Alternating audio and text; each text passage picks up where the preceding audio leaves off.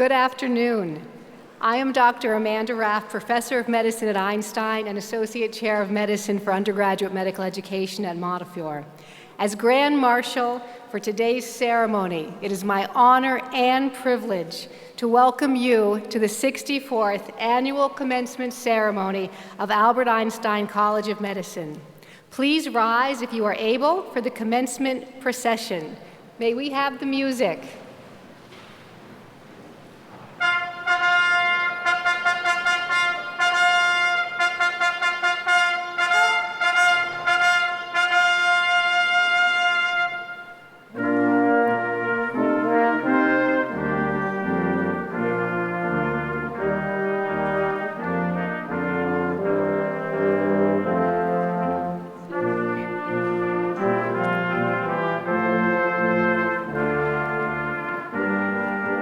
The class of 2022 Albert Einstein College of Medicine and Einstein graduate programs in the biomedical sciences are now entering.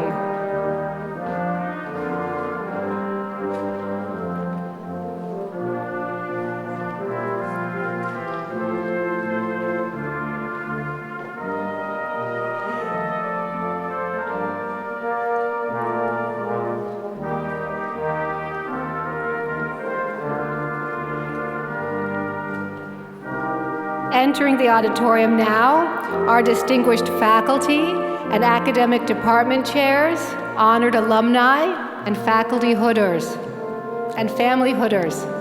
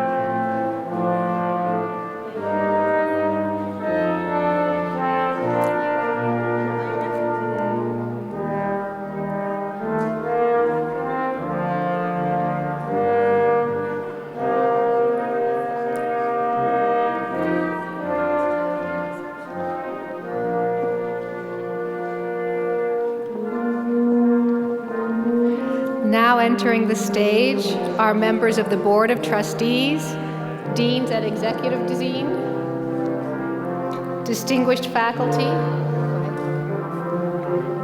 our keynote speaker, the President and CEO of Montefiore Medicine, the President of Yeshiva University, and Einstein's Marilyn and Stanley M. Katz Dean.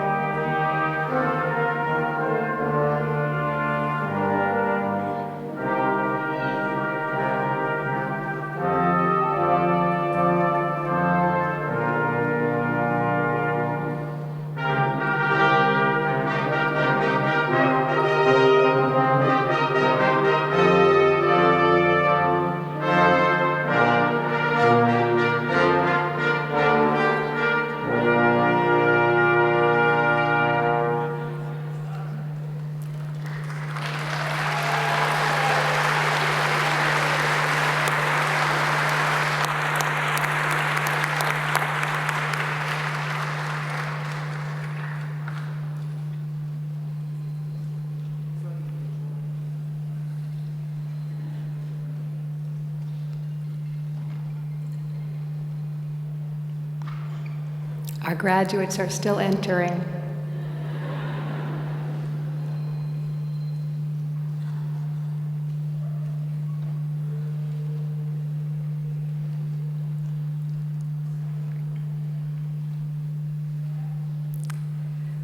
Before we open, we do want to take a few seconds to remember the victims of the senseless gun violence in Texas and in Buffalo, and all of the senseless acts of violence that have occurred.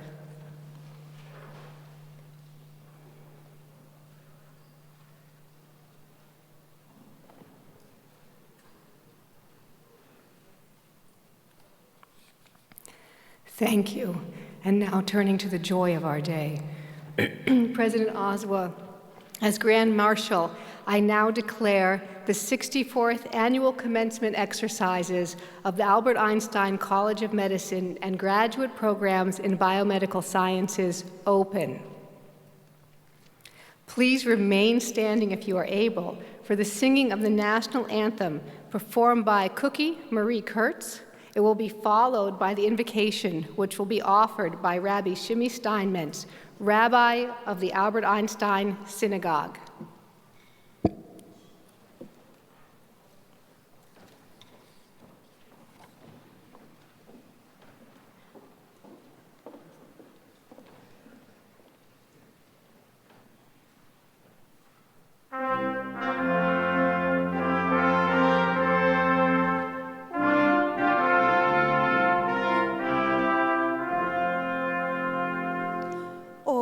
Say, can you see by the dawn's early light what so proudly we hail at the twilight's last gleaming, whose broad stripes and bright stars through the perilous fight o'er the ramparts we watched were so gallantly streaming, and the rocket's red glare, the bombs bursting in air, gave proof to the night that our flag was still there. Oh, still does that star-spangled banner yet wave for the land of the free and the home of the brave.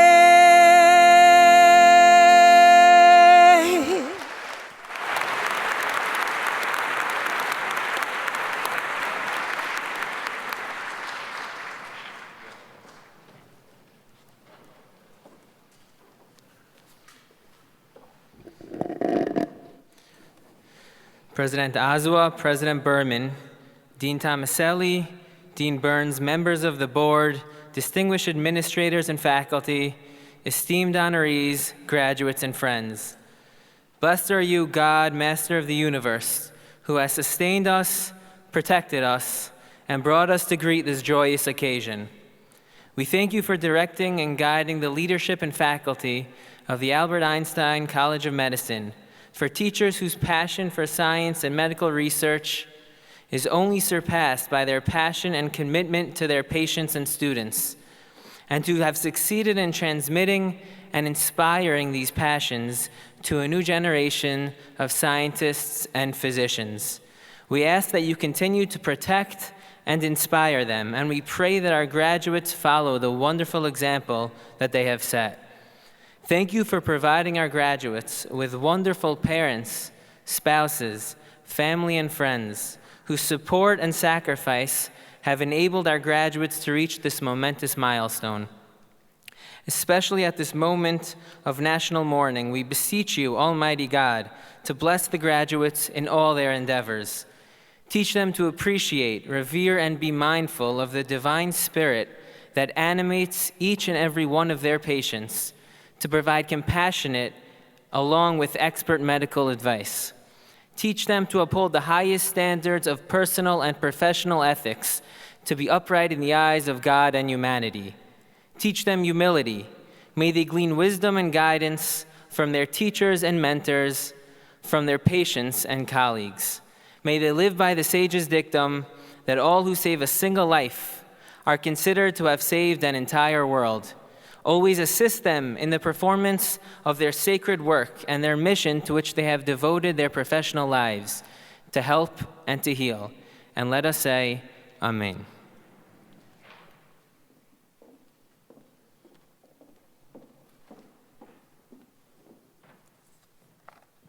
Please be seated. President Ozuah, Dean Tomaselli and Burns, President Berman, honored guests, members of the board, distinguished alumni, faculty and administrators at Albert Einstein College of Medicine, families and friends, and, most importantly, the class of 2022. Welcome.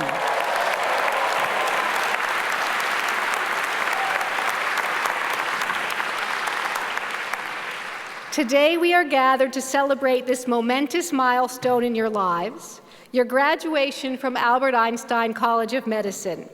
It recognizes the years of study and growth that you've undergone to reach this moment. Joining us to share in your joy are your fellow classmates, faculty, alumni, your family and friends. Please take a moment to thank those who've supported you in reaching this day.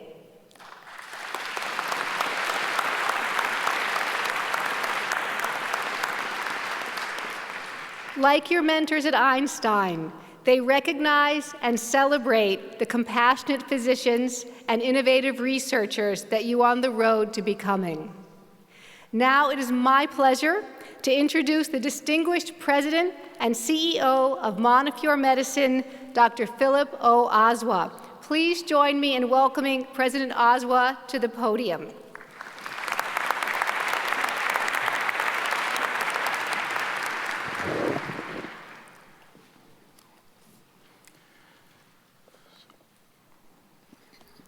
"19 young, innocent children brutally murdered yesterday in Uvalde, Texas. Elderly black people shot while shopping for food in Buffalo, New York. Who will speak up and say, stop the depravity?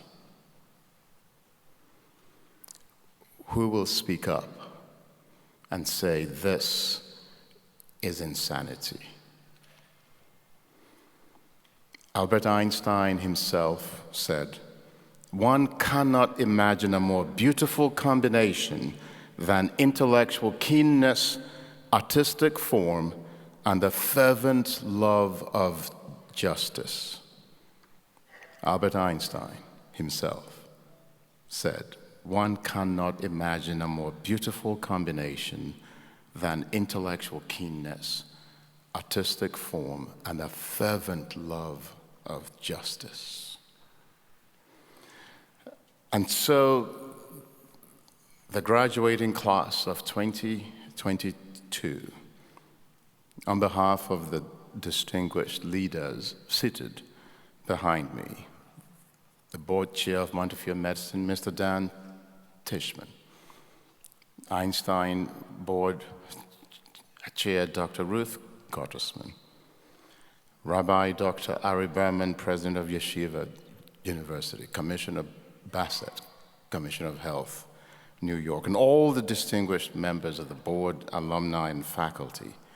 On behalf of all of us, and all of them seated behind me, we look to you to use your gifts to illumine the world. We look to you to use your skills to enrich the world, to touch the lives of others with your excellence and your humanity. to bear our name with pride and nobility, and to lead us to a new horizon with compassion and humility. Thank you.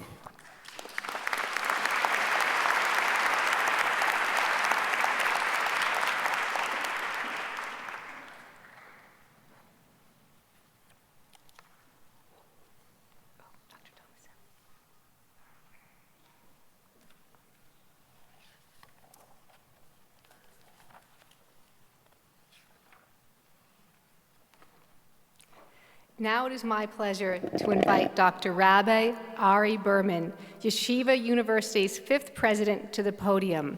Please welcome me in welcoming him.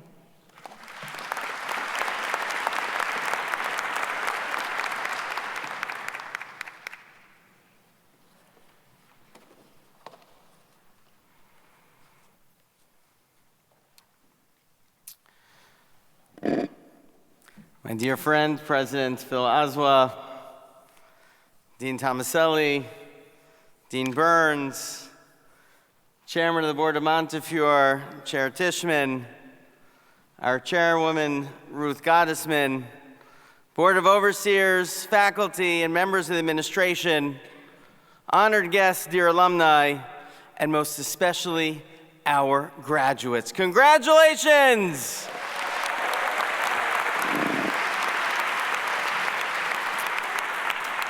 This is an amazing day that reflects all of your incredible hard work. You have spent hours, days, months, years poring over texts, working in labs, and caring for patients.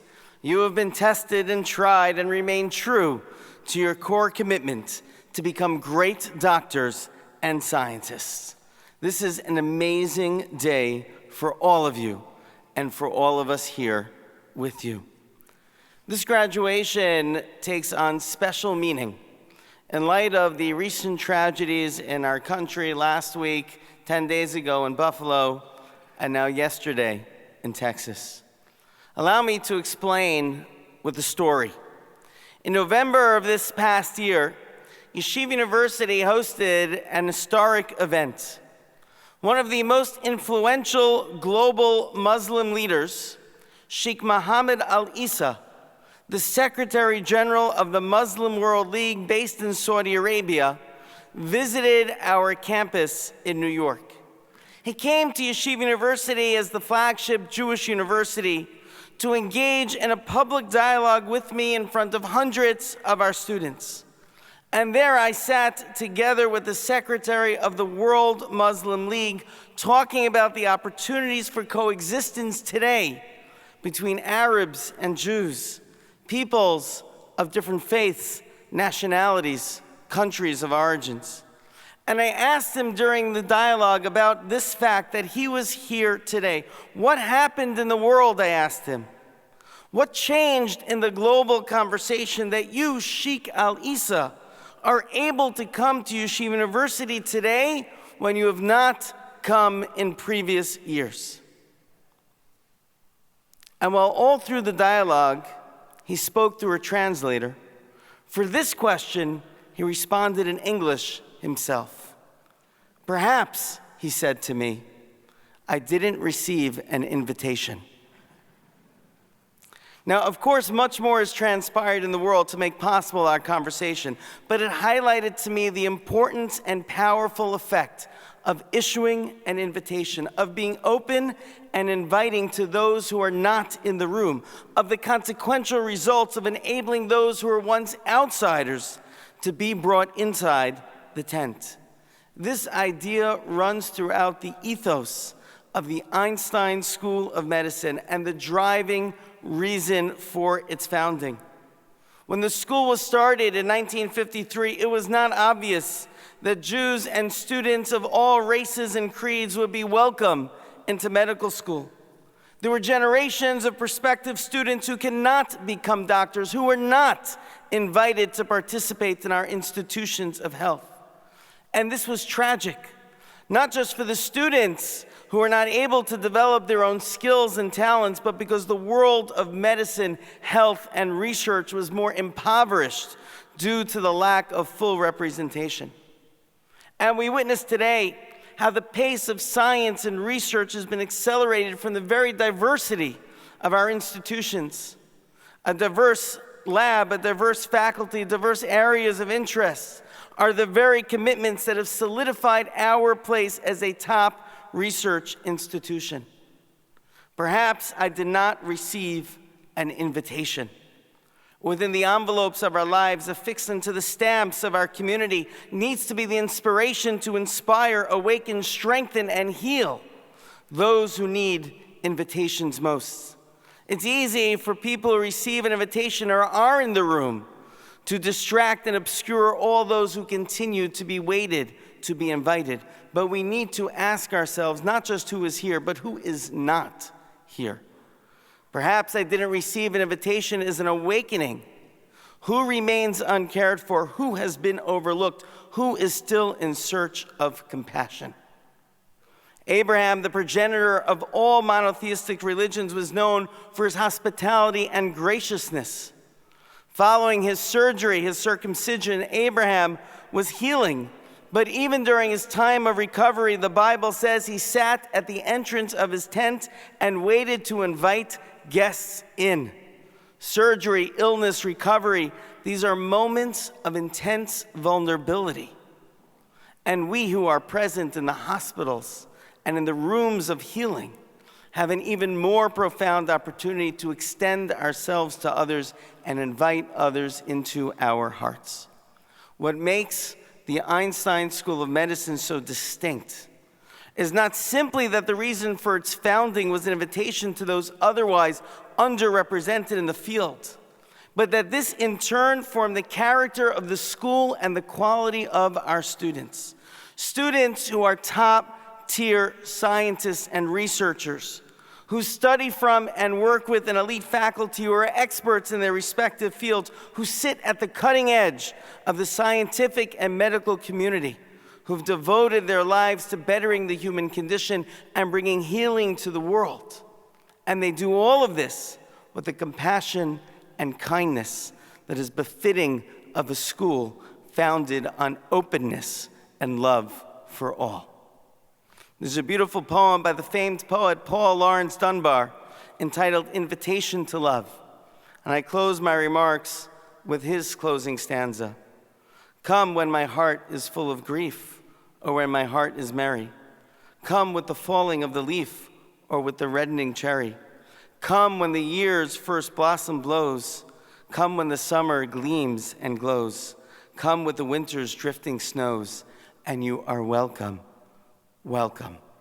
When our nation experiences such grief, when we witness such tragedies in which we're all in pain, when we see in our country too many expressions of bigotry, racism, and anti-Semitism, that's when we appreciate how essential our foundational message is to our country.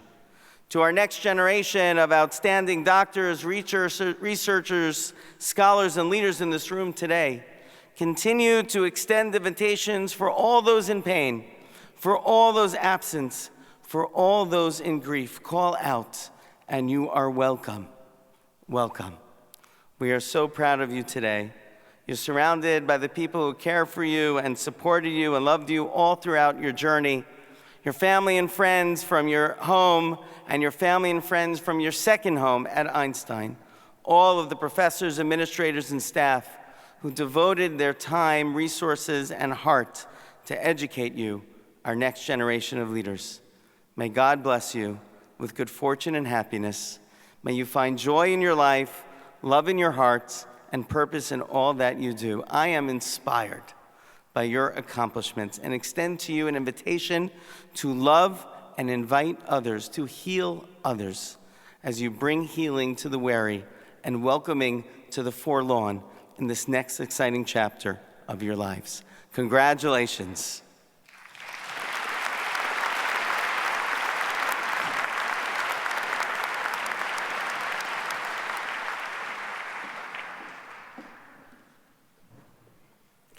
Please now welcome Dr. Gordon F. Tomaselli, class of 1982, to the podium. Dr. Tomaselli is the Marilyn and Stanley M. Katz Dean at Einstein and Executive Vice President and Chief Academic Officer at Montefiore Medicine.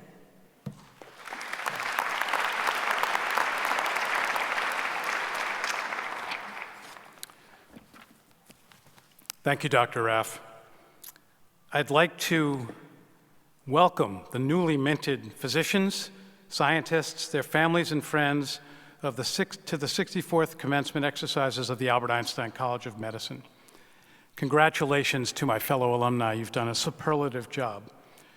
I'm a proud member of the class of 1982. Unfortunately, that's 40 years ago. I'm overjoyed to welcome you to our ranks. In keeping with our tradition, you were joined today, marching in, by the members of the 50th reunion class of 1972 and other alumni that marched with you today. You are following in their footsteps to start the next chapter of your careers as physicians and scientists. I'd also like to welcome President and CEO of Montefiore Medicine, Dr. Philip Ozuah, President of Yeshiva University, Rabbi Dr. Ari Berman, Dr. Ruth Gottesman, Chair of the Einstein Board of Trustees, Mr. Daniel Tishman, Chair of the Board of Montefiore Medicine Academic Health, members of the leadership of the College of Medicine, distinguished alumni, friends, and a special welcome to Dr. Mary Bassett, Commissioner of Health of the State of New York, who will deliver the commencement address. 4 years in any of our lives are likely to be eventful. Indeed, this was the case over your training in science and medicine. During your time at Einstein, in the world around you, there was a global pandemic, acts of racism, mass shootings, injustice, social unrest, the invasion of Ukraine, and a widening political divide at home.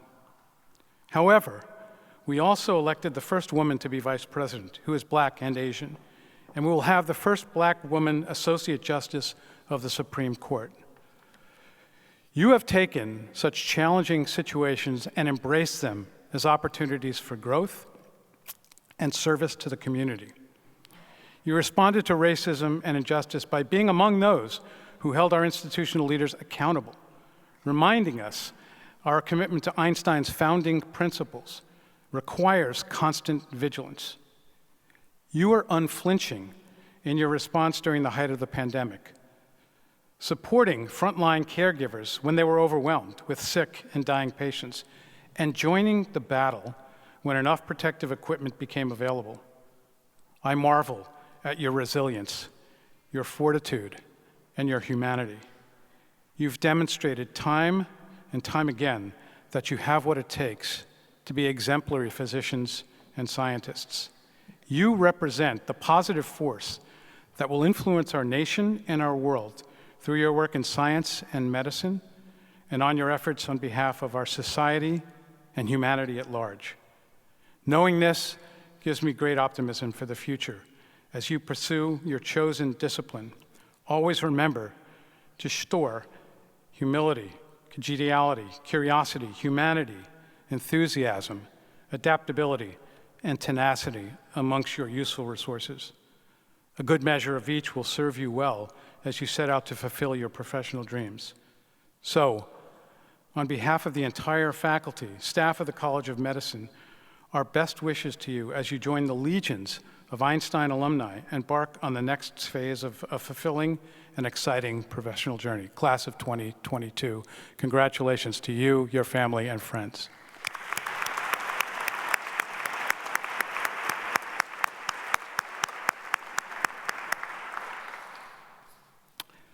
So, each year, it is our tradition to recognize exemplary alumni and present teaching awards to our distinguished faculty. Those faculty being honored today have been chosen by our students or by their faculty peers. To present this year's Alumni Awards, please welcome Dr. Richard Frankenstein, incoming president of the Alumni Association of the Albert Einstein College of Medicine, to the podium. Dr. Frankenstein.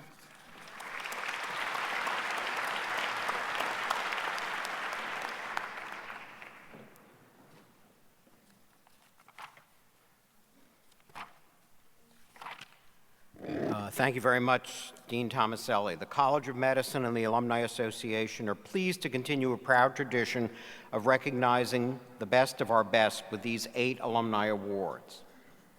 I am honored to present the Albert Einstein College of Medicine's 2022 Dominic P. Purpura Distinguished Alumna Award to Dr. Ann E. Goldfeld, class of 1981.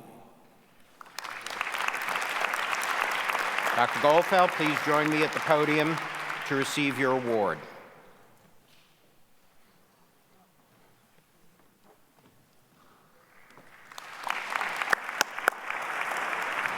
I think we take a picture.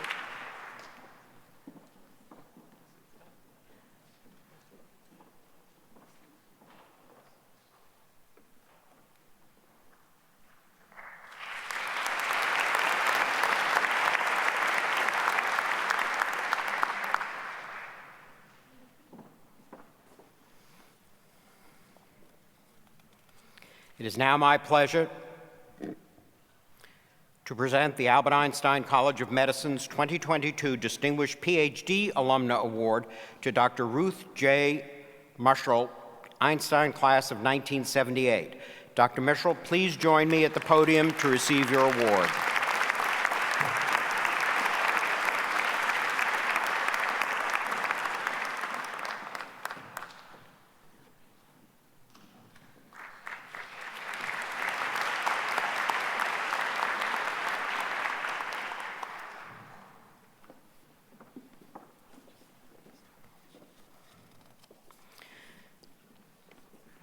I'm honored to present the Albert Einstein College of Medicine's 2022 Distinguished Alumna Clinical Practitioner Award to Dr. Nareda C. Correa, Einstein class of 1985. Dr. Correa, please join me at the podium to receive your award.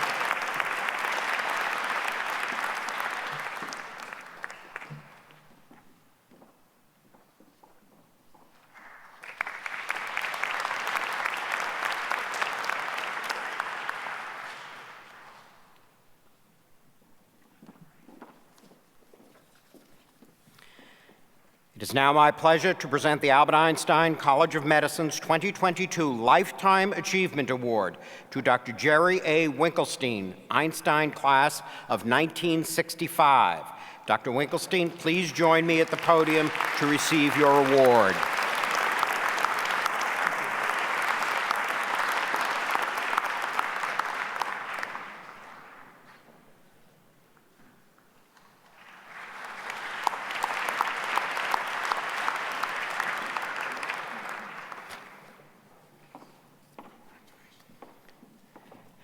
I am honored to present the Albert Einstein College of Medicine's 2022 Lifetime Service Award to Dr. Janina R. Galler, Einstein class of 1972. Unfortunately, Dr. Galler could not be with us today, and I will accept the award on her behalf to be presented to her at a later date. Please join me in applauding her notable contributions, which are enumerated in her awardee biography.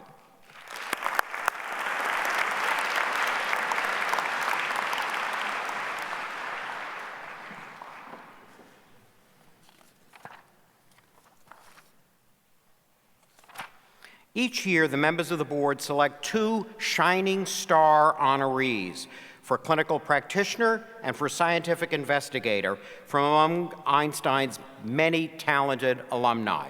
This year, the Albert Einstein College of Medicine 2022 Rising Star Clinical Practitioner Award goes to Dr. Adam J. Friedman from the class of 2006. Dr. Friedman, please join me at the podium to receive your award.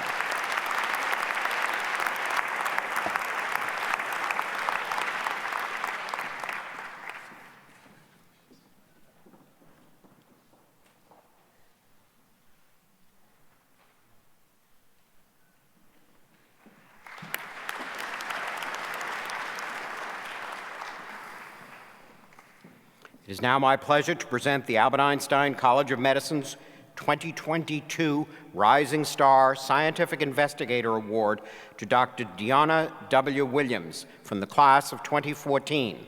Dr. Williams, please join me at the podium to receive your award.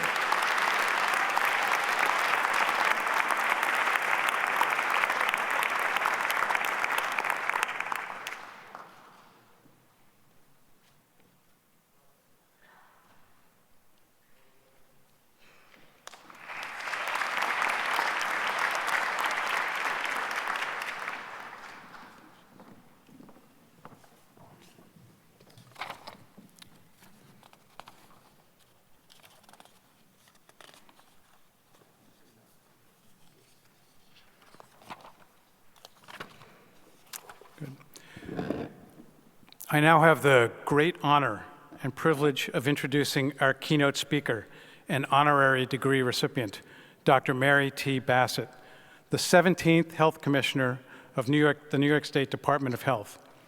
Dr. Bassett has advocated for public health and social justice throughout her career, prioritizing the need to improve access to care among groups that have been historically marginalized.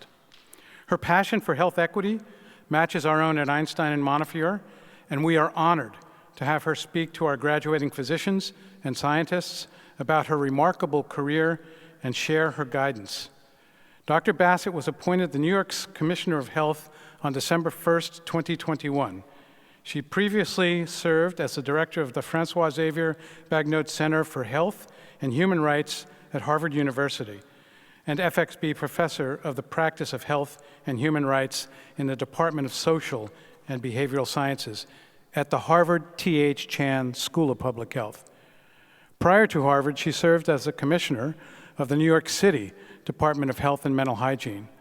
While in that role, she helped lead the national response to the Ebola virus in the United States and the city's Legionnaire disease outbreaks. She was a vocal proponent of social justice, penning a perspective piece on the health consequences of racial discrimination that ran in the New England Journal of Medicine. In 2017, she was elected to the National Academy of Medicine. I want to thank and then welcome Dr. Bassett for joining us here today.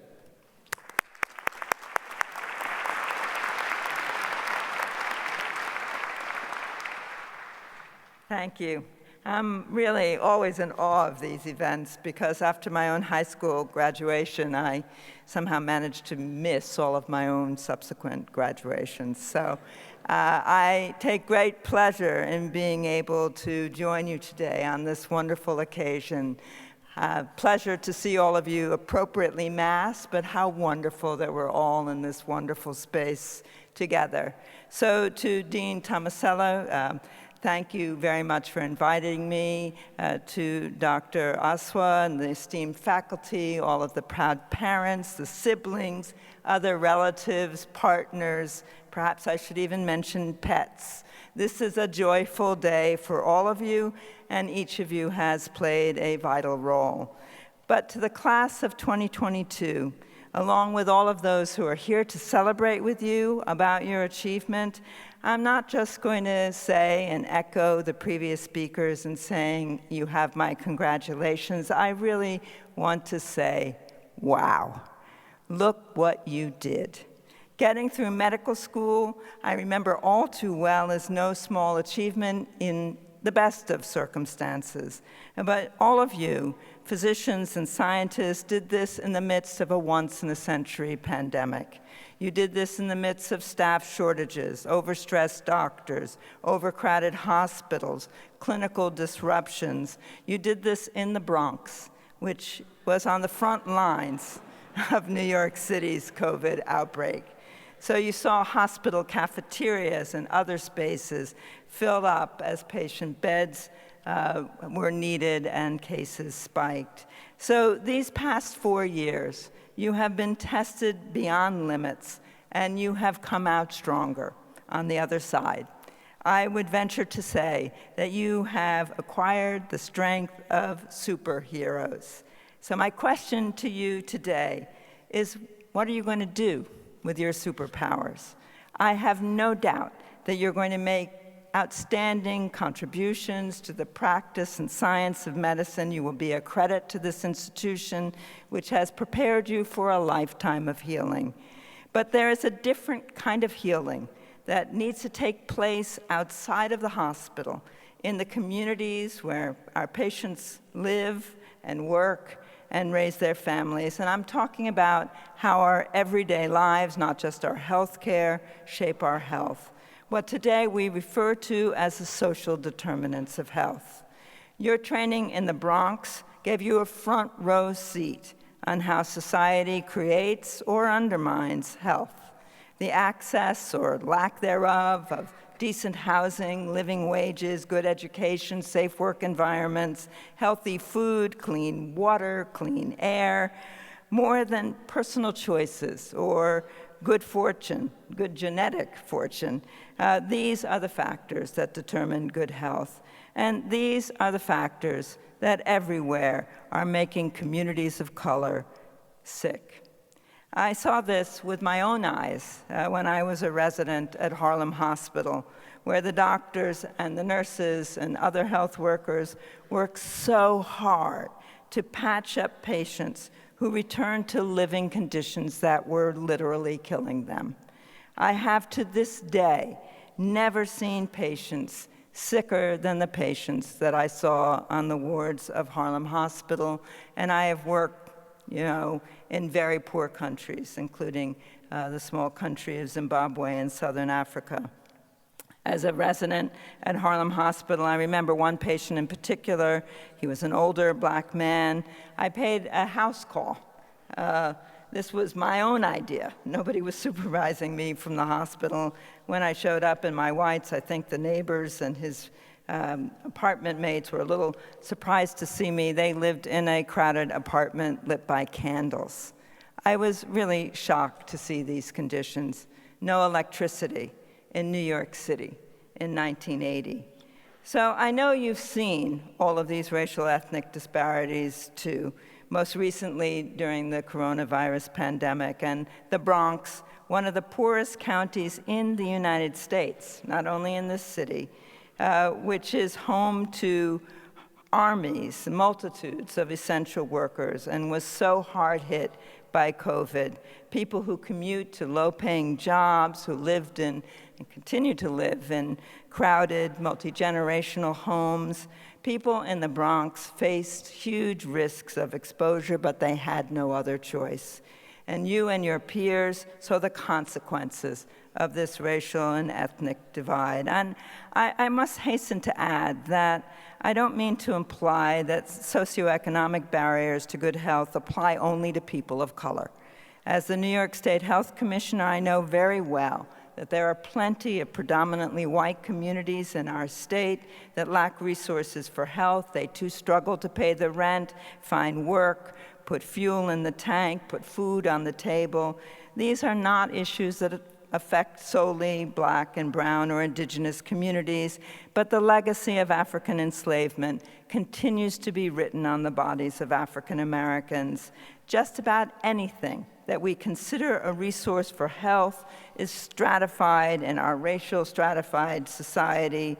That translates into a hierarchy of human values. When we consider the shorter lifespan of African American men as compared to white men, many attribute the pre-COVID, mind you, it's gotten larger now, but many attribute the 4-year gap to gun violence or drug overdoses. While these are serious public health issues, and we've just been talking about the incredible ongoing impact of gun violence in our society, but they are not the main drivers of the life expectancy gap. The leading causes of death for all Americans, cardiovascular disease, cancer, diabetes, obesity, these are what cut lives short in communities that have higher death rates at younger ages. We all know that heart disease is the #1 killer in this country, claiming 1 in 4 lives, and we know that certain health conditions, diabetes, obesity, which affect African American communities disproportionately, raise the risk of heart disease. But when you check the risk factor list, do you think about the availability of healthy food, or green space, or air quality? None of these is a personal choice. No one chooses to live in a place so that they can feel unsafe, or to live in a place where they'll be afraid to send their children to the playground. And add to this less readily quantifiable stresses that come from living in poor, segregated communities, or the indignities that have been associated with seeking health care. It's not a stretch to see that not only worries about how to pay for health care, but the anticipation that you will be berated for your sad state of health can lead to treatment delays. Even worse, a fear that your healthcare provider won't take your complaints seriously, not only patient factors, but provider factors play a role, whether delaying the time frame in which Black patients are offered antibiotics for pneumonia, or the likelihood that Black versus white patients who are admitted into intensive care will receive specialist treatment. For example, a study has shown that Black patients admitted to intensive care were less likely than whites to receive care of a cardiologist. So it was things like this that prompted the American Heart Association to emphasize structural racism as a key driver of disparities in heart disease and heart health outcomes. My main point here is that for far too many years, the responsibility for the disease burden has been placed on the individual, rather than on the failings of our health system or our society more generally. Our advice as physicians is to eat healthier, exercise more, but what does this really mean to a mother working 3 jobs to pay the rent in a neighborhood where healthy food options are elusive, and as elusive as fresh air or good schools? Are we going to tell her, go join a gym? Are we going to instead broaden our public health lens and zoom out so that we can encompass a bigger picture of what it means to prevent disease? As healers, it is our obligation to look beyond the walls of our hospitals, our laboratories, our clinics, and see what is making our patients sick. We may not on our own be able to bridge these racial disparities that brought these patients to us, but we sure can talk about it. We can determine that we will not be silent. If you think that what I'm talking about really is not going to be your business as scientists and physicians, I urge you to think again. I don't know whether any of you will remember a couple of years back when surgeons across the country started speaking out for gun control. The National Rifle Association and its supporters took to social media with a reply that these surgeons ought to just stick to what they were good at, operating on patients. Really, it was rather condescending, and in a really brilliant response, these doctors across the country took to the Twitterverse with images of blood-soaked shoes, scrubs, and other visual evidence of the gruesome business of treating gunshot victims, all under the hashtag, "This is my lane." So as freshly minted physicians, anything that influences the health of your patients is definitely in your lane. And if you need to veer a little bit outside of what you have been taught is your lane, well, for the good of all of us, please, so be it. Don't just take my advice. Consider this quote from the scientific genius after whom this esteemed institution is named. He said, and I quote, "Striving for social justice is the most valuable thing to do in life." Albert Einstein said that. And these were not empty words. He lived that. The first world celebrity scientist, Albert Einstein could have stayed in his lane. He was even advised to do this by friends and critics alike. But as a Jew who had escaped Nazi Germany, he empathized with the plight of Black Americans who he saw readily were victims of discrimination. And he showed his solidarity time and time again. In 1931, before he left Germany and before Hitler's rise to power, he protested the injustice of the Scottsboro Boys trial, which is one of the most iconic examples of Southern Jim Crow justice in the 20th century, which destroyed the lives of 9 African-American teenagers who were falsely accused of raping a white woman. That same year, in response to a request by W.E.B. Du Bois, the African-American scholar and activist, co-founder of the NAACP, Einstein submitted an article to the NAACP magazine supporting civil rights and calling for education and enlightenment to emancipate the soul of the minority. After Einstein was already established in the United States, he gave a commencement address at Lincoln University, a historically black college, university rather. And this was one of the oldest black colleges in the country. And during this talk, he addressed the segregation of black and white Americans and said, that separation is not a disease of colored people. It is a disease of white people, and I do not intend to be quiet about it. He said this in the 1946 commencement. The same year, during the American Crusade Against Lynching, founded by Paul Robeson, a movement of which Einstein was a member, he joined that crusade, and he ended up with a substantial FBI file. He came under the scrutiny of J. Edgar Hoover. So I'm not telling any of you all that you ought to go out and get yourself an FBI file. But the point of this story is that it can be uncomfortable to speak up about racial inequalities, even when you see them. It can be scary, and you may feel that you have to think about the repercussions, especially in this era of social media, when someone can be canceled in seconds, but the cost of silence is always greater. I believe that what Albert Einstein would have said to you, that is what Albert Einstein would have said to you today. Today, May 25th, marks 2 years since the murder of George Floyd. And of course, it was just days ago that we all witnessed bloodshed, racially motivated bloodshed in Buffalo, really motivated by the kind of thinking of white supremacy against which Einstein spoke out during his whole life. The colleagues of Einstein described his words on these matters as naive, but he knew that there were risks in speaking out for racial justice. He, as I mentioned, amassed a FBI file.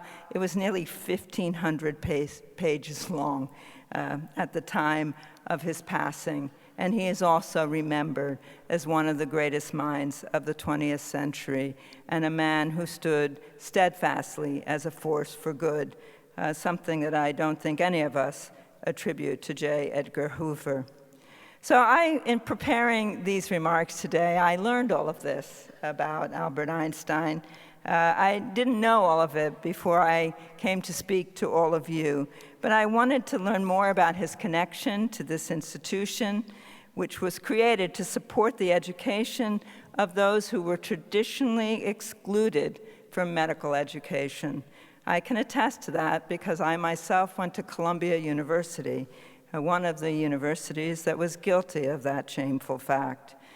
And, well, I could go on, but I won't, because we're here today to celebrate all of you and to acknowledge the wonderful tradition of the institution from which you are completing your degree today and being acknowledged by everyone that was formed to care for the underserved. What a wonderful place to launch your careers. So I end by saying again, congratulations, class of 2022. You made it through these really at times heartbreaking and at times inspiring COVID years, and you have acquired superhero strength. We really need superheroes now. So go forth, good luck, and thank you.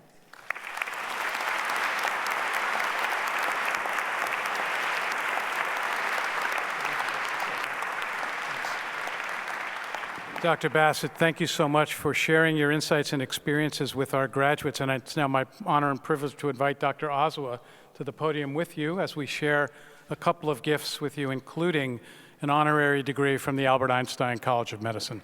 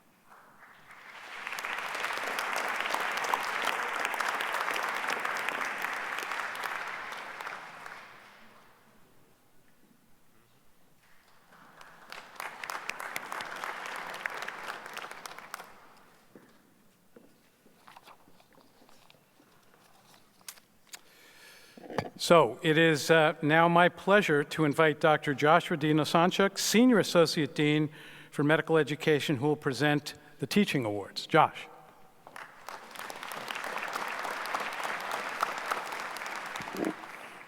Thank you, Dean Tomaselli. I have the distinct honor to present the 2022 Albert Einstein College of Medicine Teaching Awards. These awards honor our distinguished faculty's legacy and their contributions to our great institution.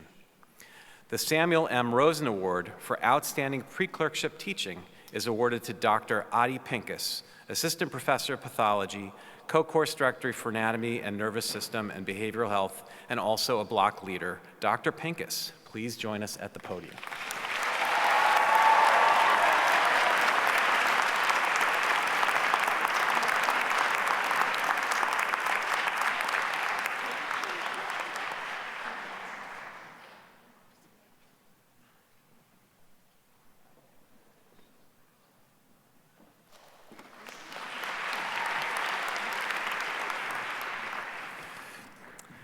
The Samuel M. Rosen Award for Outstanding Clinical Teaching is awarded to Dr. Anna Liveris, Assistant Professor of Surgery and a Trauma Surgeon at Jacobi, and also a 2013 alum of Albert Einstein College of Medicine.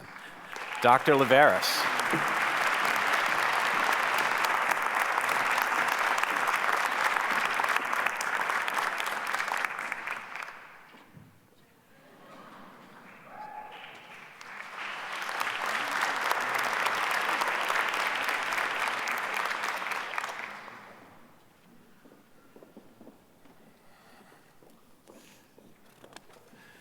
The next two awards for excellence in teaching are named after two legendary figures at the College of Medicine, Dr. Harry Eagle and Harry H. Gordon.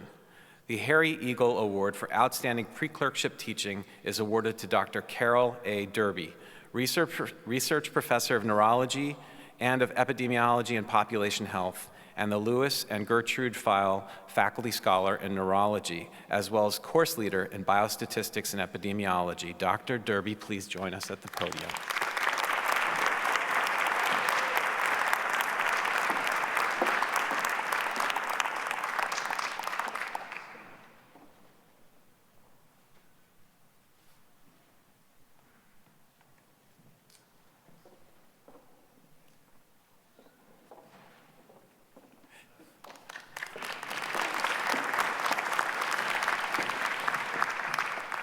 The Harry H. Gordon Award for Outstanding Clinical Teaching is awarded to Dr. Gabriella Azzaroni, Assistant Professor of Pediatrics and Co-Clerkship Director, as well as Acting Intern Director of Pediatrics. Dr. Azzaroni, please join us.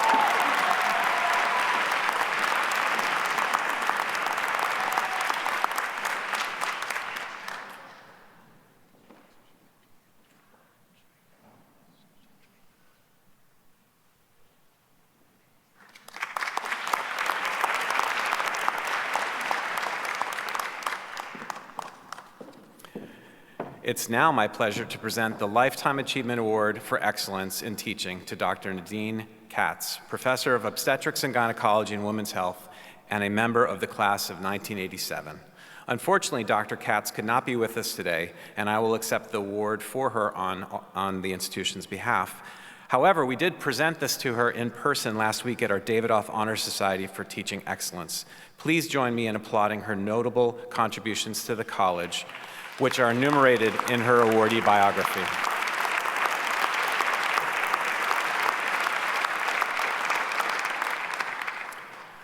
The Ladon H. Shulman Award for Excellence in Teaching was established in 1993. This award honors the memory of Dr. Ladon H. Shulman, who was a professor of developmental biology and cancer, which is now developmental and molecular biology, from 1968 until her passing in 1992. The award recognizes a faculty member of the graduate division who has demonstrated exemplary skills in teaching. The recipient of the 2022 Ladon H. Shulman Award for Excellence in Teaching is Dr. Teresa V. Bowman, Associate Professor of Developmental and Molecular Biology of Oncology and Medicine. Dr. Bowman.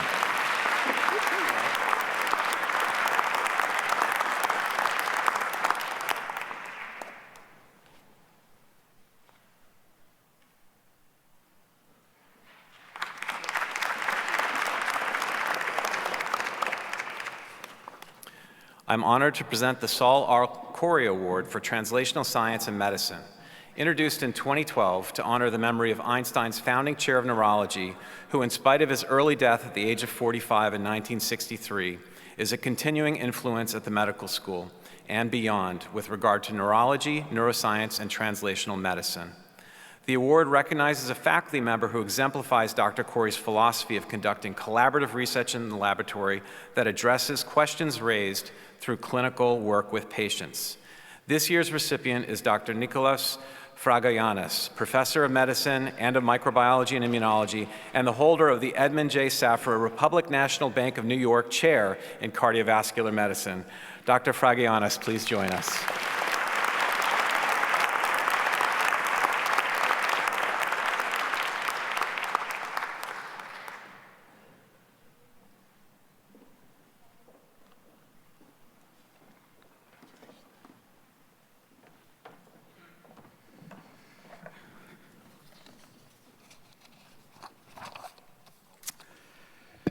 So now we're getting to the heart of the issue here. I'm pleased to announce the awarding of the diplomas from the Belfer Institute for Advanced Biomedical Studies to 59 postgraduate research trainees who this month complete their training at the College of Medicine. The Master of Science in Clinical Research Methods degree is being awarded to 16 scholars this year. They received their education under, under an NIH-funded program to support clinical and translational science, an enterprise vitally important to our nation's health, and to which Einstein is making significant contributions. Thank you so much. Don't know what happened there. Carnegie Hall nerves, I guess. This degree signifies advanced training in clinical research methods provided to a select group of physicians and physicians-to-be who will be receiving their diplomas in a separate ceremony. Their names and research descriptions can be found in your programs. We fully expect all these talented graduates to go on to successful careers in clinical research. In addition, we're proud of our graduates in the Masters of Science in Bioethics, the Bioethics program. This is an Einstein-Cardozo joint degree program and is being awarded to 4 students whose names can be found in your programs. These doctors will receive their diplomas in a separate ceremony.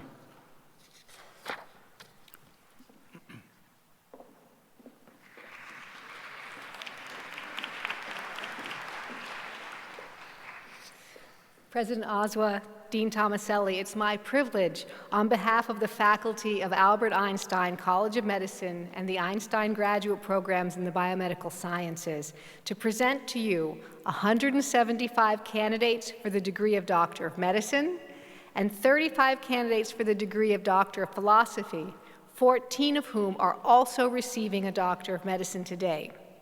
This brings the total number of graduates to 9,266 doctors of medicine and 1,710 doctors of philosophy, many of whom are here today. What greater tribute can we pay than to present this group of promising physicians and scientists, educated in consonance with your own high standards of excellence, to devote themselves to the improvement of the health of the people as healers, research scientists, and teachers. The Einstein Graduate Programs in Biomedical Sciences was established in 1957 to provide opportunities for advanced study and research training in the life sciences leading to the Ph.D. degree. We are privileged to have many of the 35 candidates participating in our ceremony today. We will now begin the conferring of the degrees of the graduate school. Will Dr. Joan Berman, Senior Academic Advisor of the Graduate Division of Biomedical Sciences, please come forward with the Ph.D., and will the Ph.D. candidates please rise in place?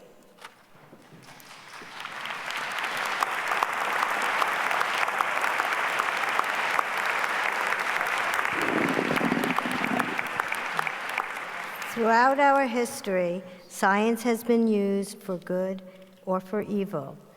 Particularly in our time, it is incumbent upon us to affirm our commitment to use science for the benefit of all. Therefore, I ask you to repeat the following affirmation after me. As I embark on my career, repeat. As a biomedical scientist, I will strive to incorporate into my research and professional life the goals and moral principles required for the behavior of a true scientist. I therefore pledge to recognize and respect without bias the contributions of scientists who preceded me and of fellow scientists and students, to be open to new ideas regardless of my perspective, to commit to work with the highest standards of academic honesty, scientific integrity, and ethical practice, to use my training and creativity to seek and disseminate truth, and to use my knowledge to assist others, thereby advancing the progress of biomedical science to benefit all humanity.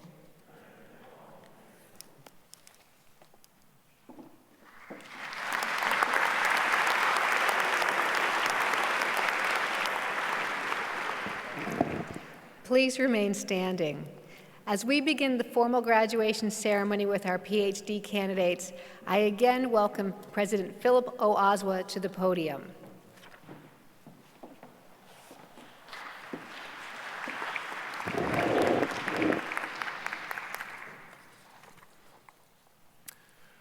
You have completed the requirements for the degree of Doctor of Philosophy as prescribed by the faculty of the Einstein graduate programs in the biomedical sciences. By virtue of the authority vested in me, I hereby confer upon you the degree of Doctor of Philosophy with all the rights, privileges, and obligations appertaining thereto. In witness thereof, as you come forward, you will receive a diploma signed by the duly authorized officers bearing its official seal and have placed over your shoulders the visible symbol of this degree, the doctoral hood of philosophy.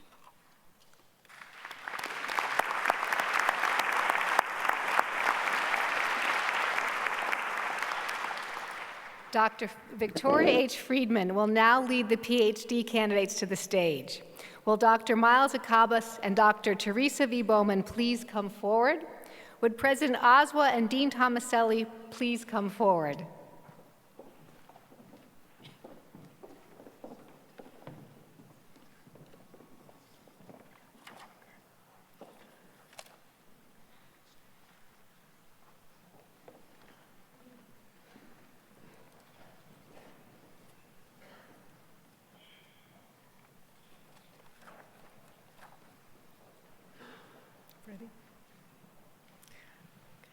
Will the candidates please step forward as your name is called? The candidates will each be hooded by their graduate mentors. At this time, I would like to invite up our first group of mentors. Will Drs. Kira Gritzman, Julie Seacombe, Elise Sussman, Brian Jordan, David Sharp, and Gregoire Laveau please come to the hooding area?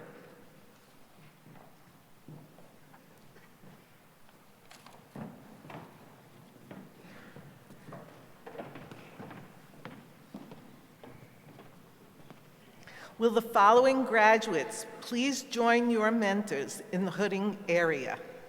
Maria Aviolotti, Helen Balakazar, Kellen Brace, Abigail Carbonell, Samuel Eisenberg, Jamie Freed,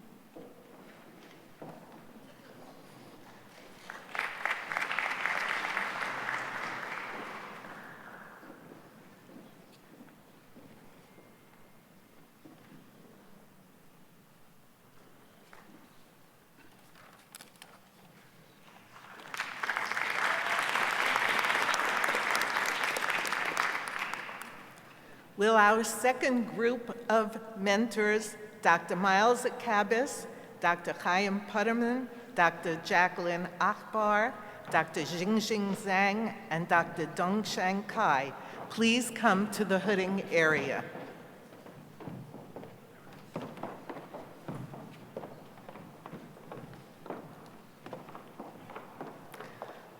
Will the following graduates please come forward to be hooded by your mentor? Michelle Huang,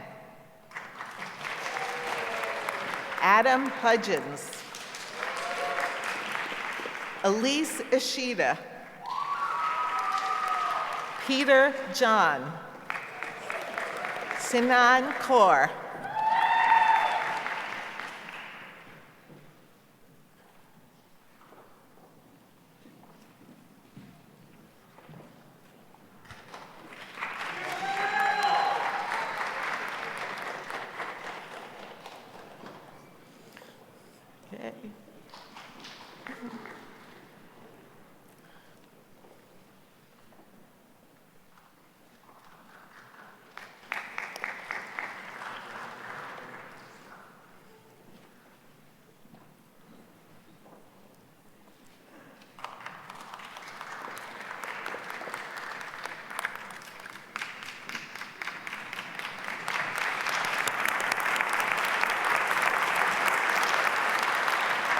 Will our third group of mentors, Drs. Cameron Kodaka, Miles Akabis, Joan Berman, and Wenjun Guo, please come to the hooding area? Will the following graduates please join your mentors? Joanna Shristiak, Rosiris Leon Rivera, Pablo Lituma, Yu Liu.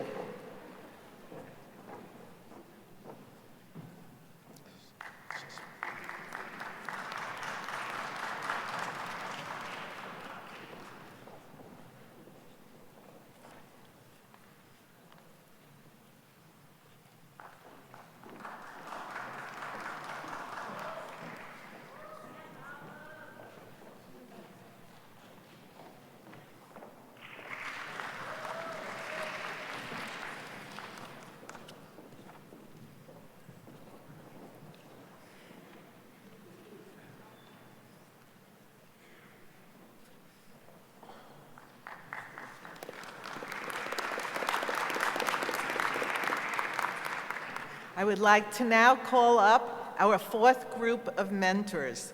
Will Drs. David Schechter, Miles Akabis, Cameron Kodaka, please come to the hooding area?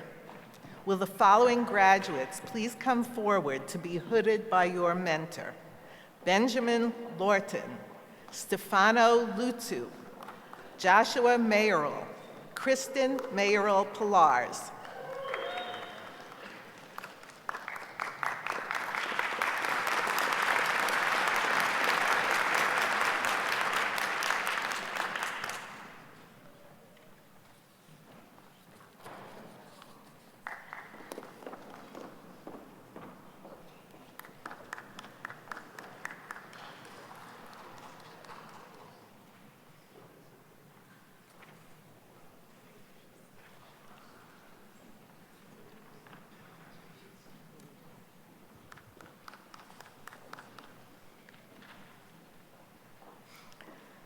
I would like to now call up our fifth group of mentors. Will Drs. Felipe Diaz-Grifero, Dr. Uli Steidel, Dr. Miles Akabis, Dr. Rachel Hazan, Dr. Hannes Bulow, and Dr. Bernice Morrow please come to the hooding area? Will the following graduates please come forward? Mirjana Persaud, Richard Piscatowski, Jose Cribros, Zhuan Ren, Li Ji Shi.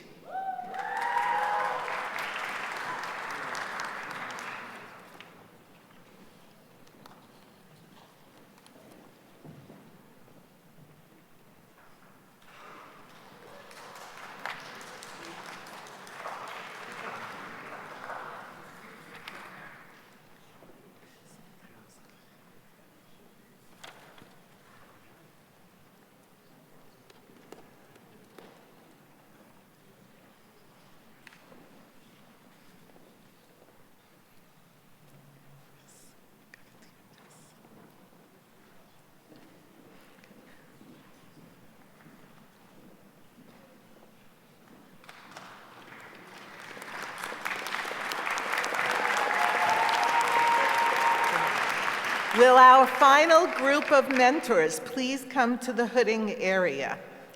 Dr. Everest Gavatiotis, Dr. Jingjing Zhang, Dr. Teresa Bowman, Dr. Ulrich Steidel, Dr. Ari Weinreb, Dr. Kartik Chandran, and Dr. Steve Almo.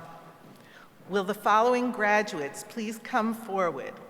Adam Spitz, Hao Wang, Joshua Weinreb, Justin Wheat, Ariel Richniansky, Stad Ziegler.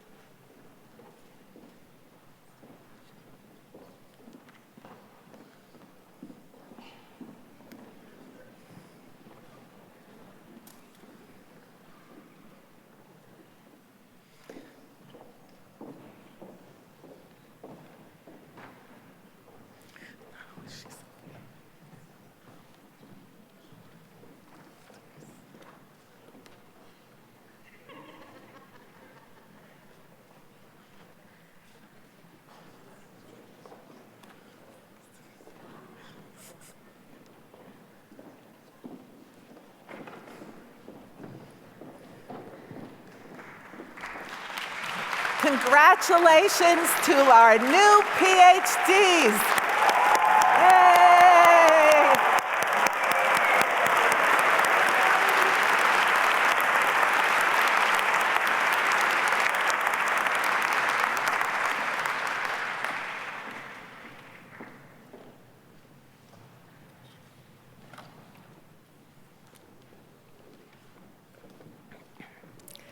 The physician bears an awesome responsibility, confronting issues of life and death. It has been the custom before admitting a student to the privilege of a medical degree that the student take a solemn oath that acquired knowledge be used with wisdom and compassion for the benefit of society. The oath that I will now ask you to repeat after me is known as the Declaration of Geneva. It was adopted by the World Medical Association in 1948. Unlike the traditional oath of Hippocrates, it exacts a pledge from each future physician not to use their medical knowledge to further the crime of genocide or other human abuses. At this time, I would like to ask the alumni of the Albert Einstein College of Medicine to join a tradition at our graduation ceremonies. I would like to invite all our alumni to please reaffirm the vows that you have already taken while I administer the oath to our graduates for the first time. Will the MD candidates and all of our alumni in the audience please rise to receive the Declaration of Geneva, which you can find in the back of today's program. Please repeat after me. I solemnly pledge myself to consecrate my life to the service of humanity. I will give to my teachers the respect and gratitude which is their due.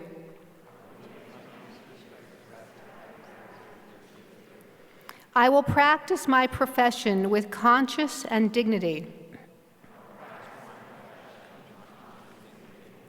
The health of my patients will be my first consideration. I will respect the secrets which are confided to me even after the patient has died.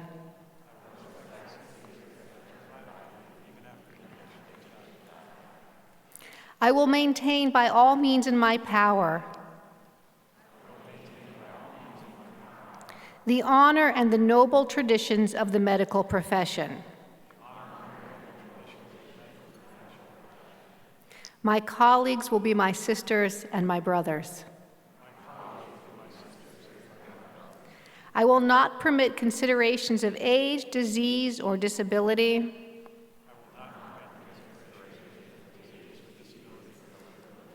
Creed, ethnic origin, gender. nationality, political affiliation, race, sexual orientation or social standing, to intervene between my duty and my patients. I will maintain the utmost respect for human life from its beginning, even under threat.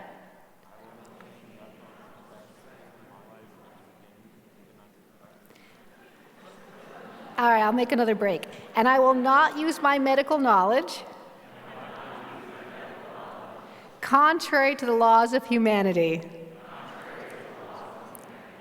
I make these promises solemnly, freely, and upon my honor. President Ozuah, will you please join me by the podium for the conferring of the medical degrees? Our students have just taken the pledge to consecrate their lives to the service of humanity.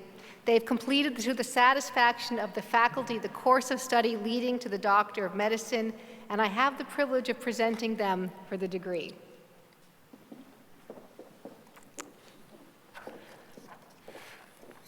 You have completed the requirements for the degree of Doctor of Medicine as prescribed by the faculty of the Albert Einstein College of Medicine. By virtue of the authority vested in me, I hereby admit you to the degree of Doctor of Medicine with all of the rights, privileges, and obligations appertaining thereto.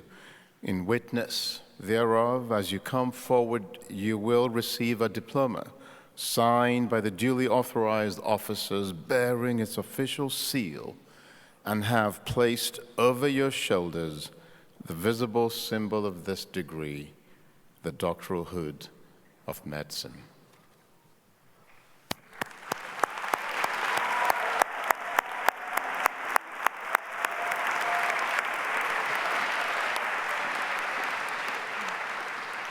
Senior Associate Dean Dr. Nosanchuk will now lead the MD candidates to the stage. Will the MD candidates please remove their hats as they approach the stage? Will Dr. Todd Cassis please come to the diploma area? Will Dr. Stephen G. Baum, Senior Advisor for Student Affairs, Dr. Allison B. Ludwig, Associate Dean for Student Affairs, and Dr. Mimosa Maholi, Assistant Dean for Student Affairs, please present the candidates?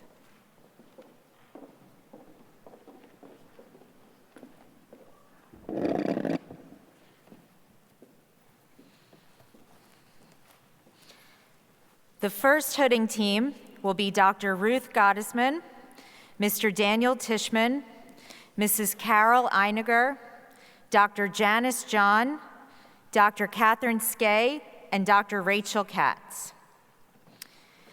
The following graduate will be hooded by Dr. Cyril Abraham, Gerald Abraham,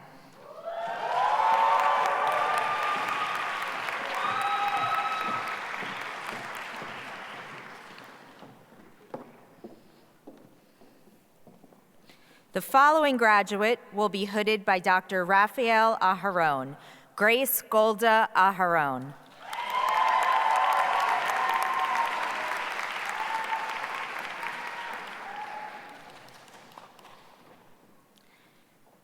The following graduate will be hooded by Dr. Miles Akabis, Lior Akabis.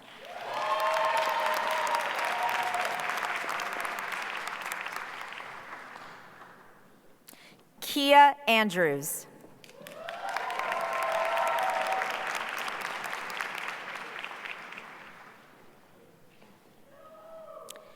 Tyler Andriano.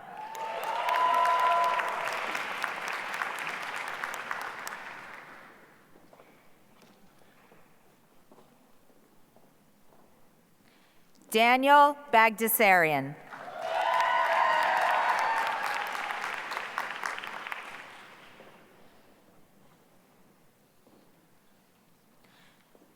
Sharifa Rihanna Baldeo.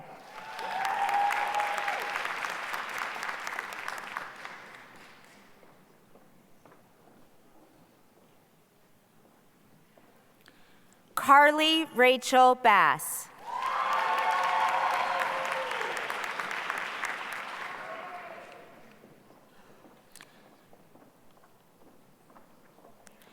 Paula Batarse.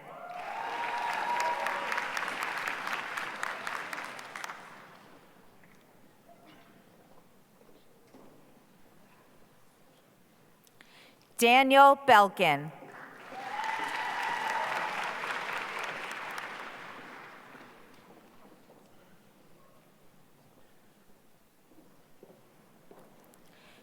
Dove Bitterman.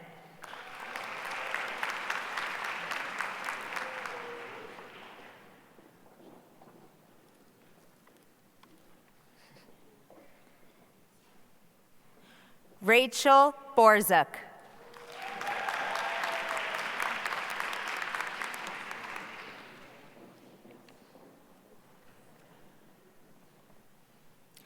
Michael Boaziz.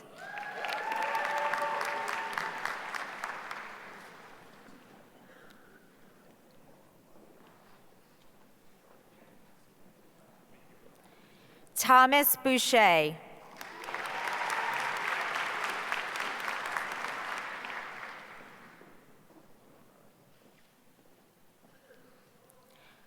Andre Everett Boyk.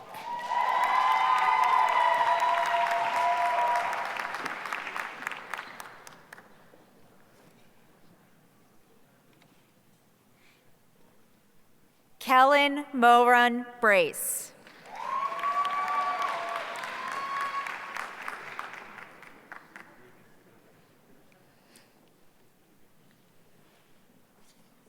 James Brogan.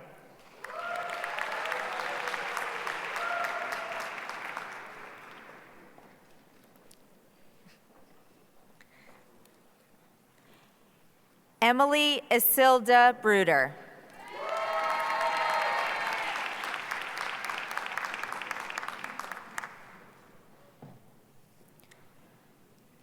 The following graduate will be hooded by Dr. Allison Grant. Jay Kanarick.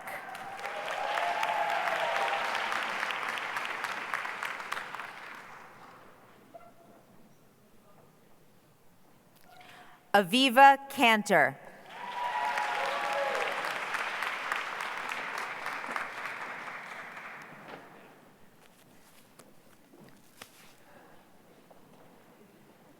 Abigail Uriarte Carbonell.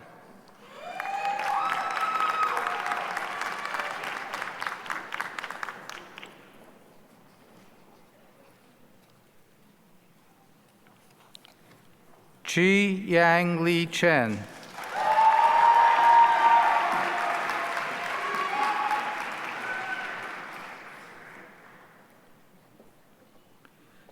Stephen Lin Chen.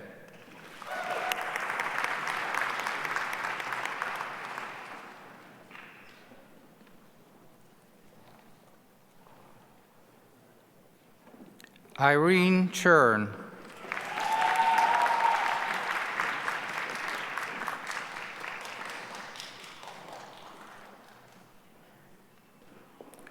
Brandon Samuel Cohen.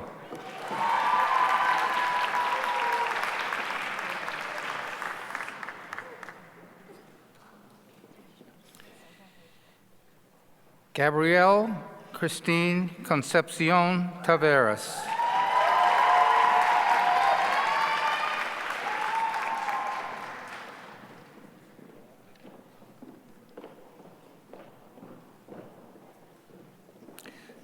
Jeanette Fabiola Conde.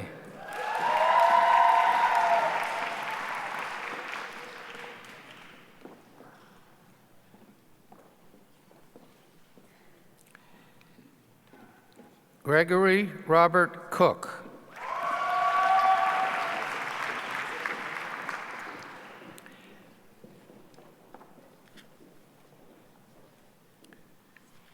Alexis Robin Corcoran.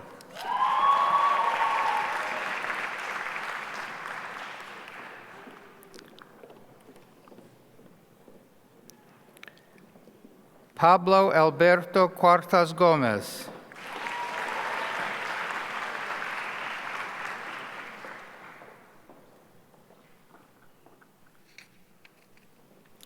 Michael Curley.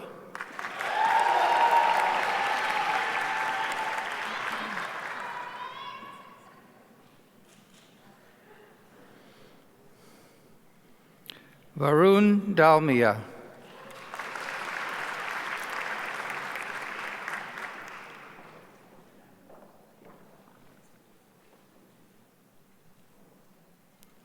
Yitzhak Dayan.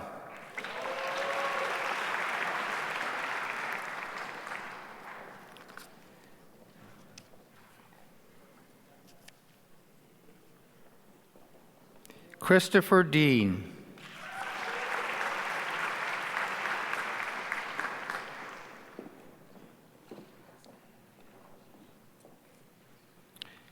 Stephanie Deasy.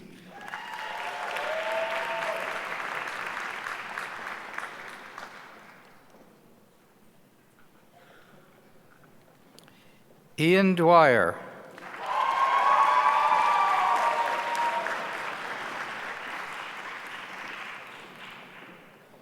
The following graduate will be hooded by Dr. Allison Taylor. Rachel Eddy.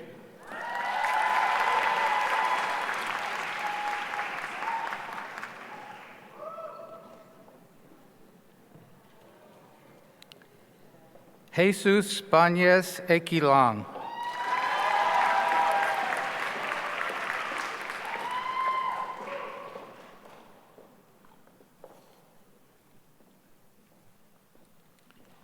Daniel Mizuno Eguchi.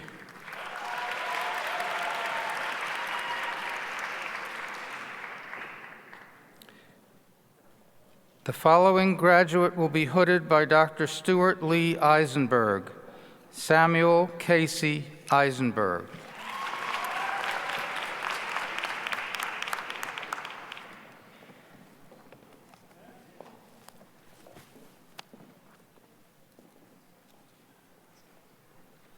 Adam Ephraim.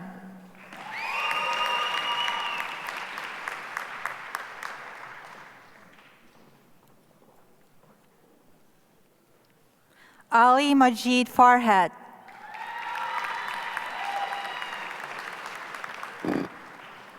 The next hooding team will be Mr. Christopher Pansner, Drs. Irene Blanco, Adi Pincus, and Gabriela Azzaroni. Ariel Farhi.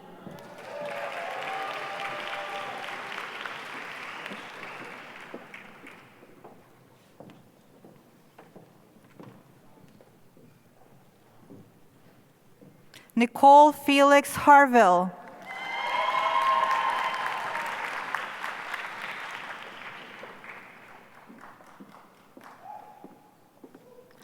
Amanda Felsen.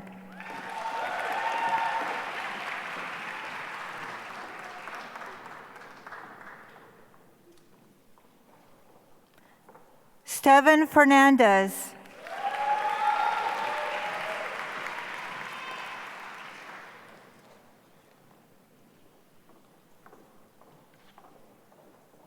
Alexander Ferreira.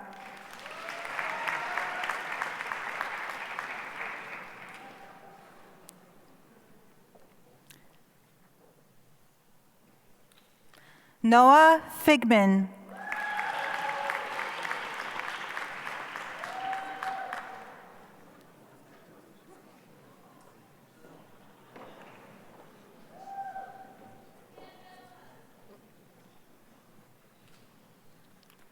Marla Renee Fisher.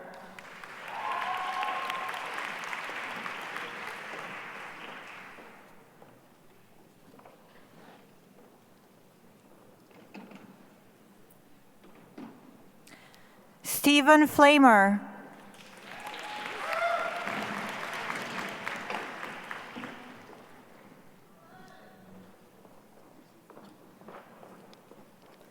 The following graduate will be hooded by Dr. Neil Flomenbaum.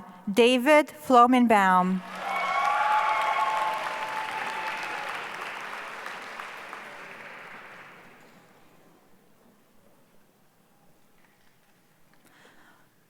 Juan Pablo Ferrero.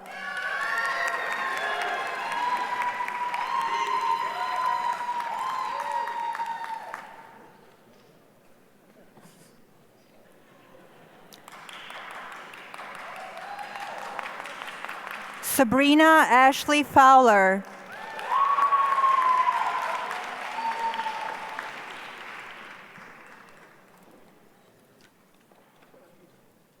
Samantha Freeman.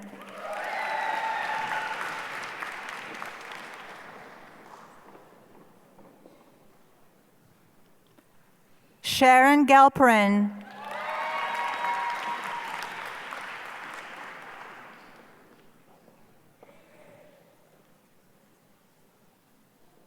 Kripali Gautam.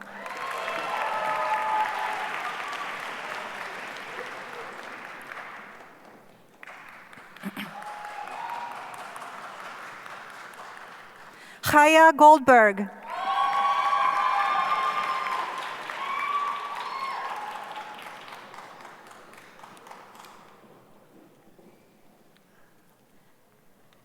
Michelle Elizabeth Goodman.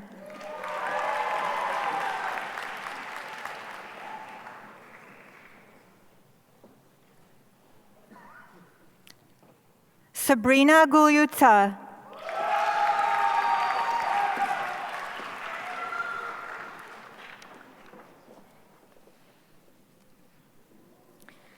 Adele Hybe.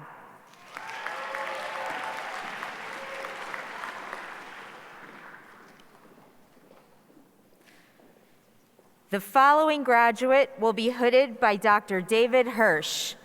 Jakey Hirsch.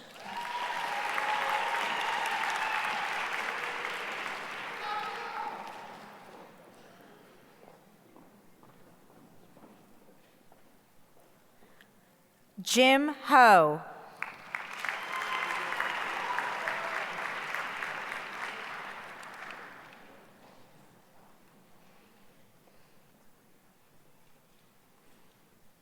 James John Hunker.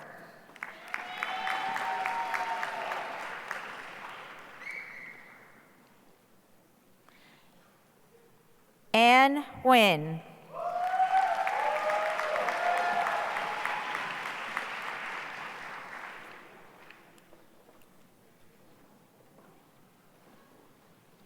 Ifat Islam.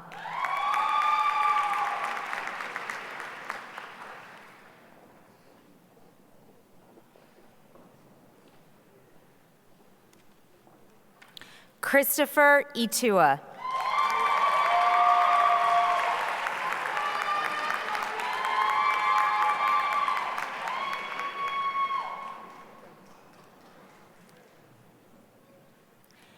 Allison Isaac.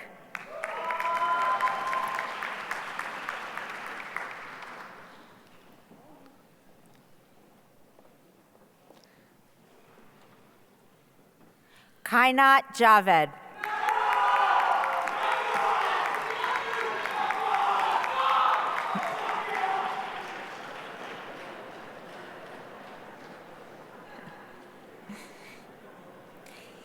Gabrielle Annie Jean-Baptiste.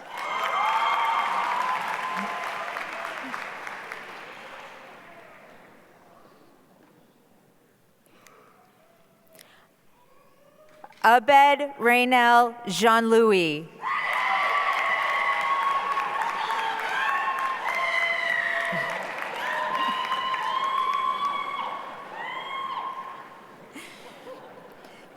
Peter John.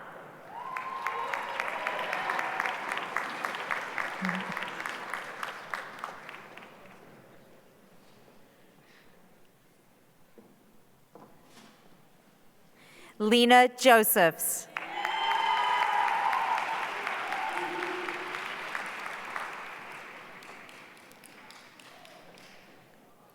Sarah Kellner.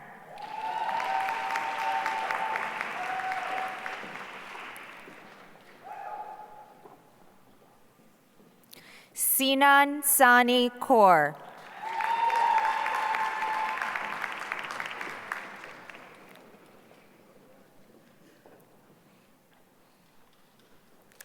Jin Sung Kim.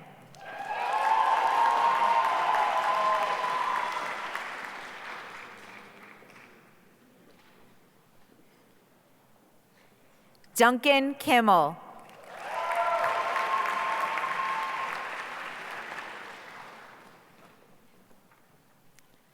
Kelly King.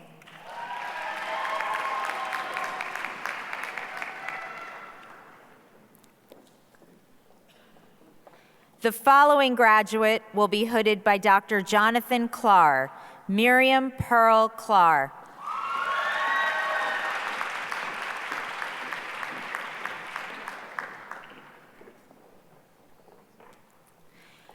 The following graduate will be hooded by Drs. Philip Klein and Julia Gittler, Elizabeth Klein.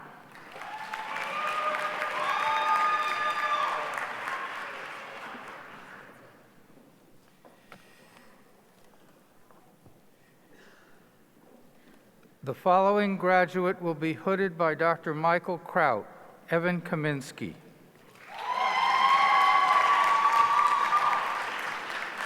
The next hooding team will be including Dr. Susan Furman, Michael Cabana, and Victor Schuster.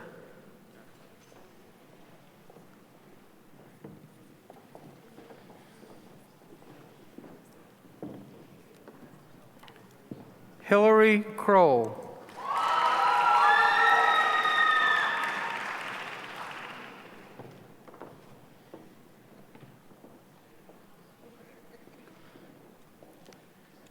Lydia Kukova.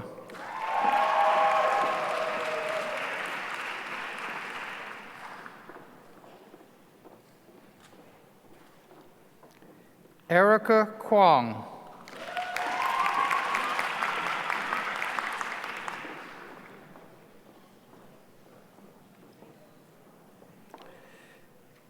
Samantha Nicole LaFontaine.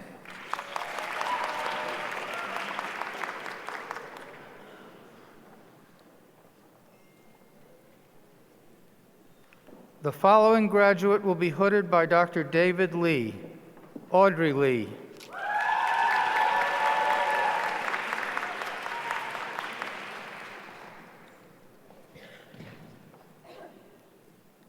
Lyndon Lee.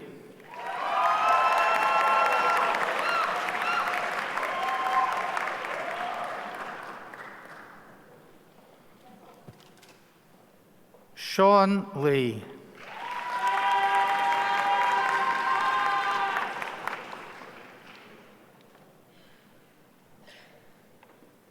Rosiris Leon Rivera.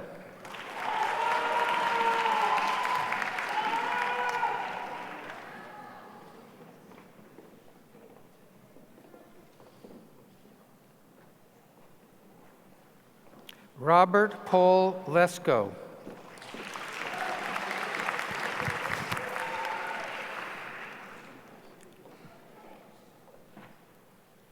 Daniel Lee.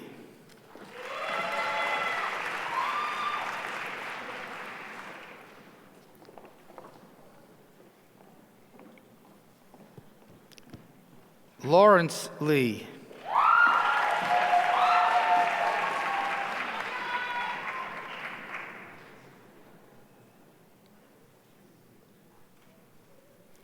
Stephen Hauru Liang.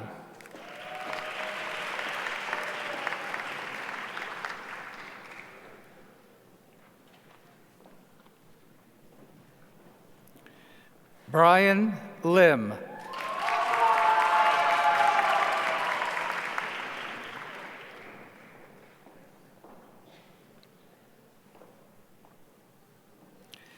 Jennifer Luck.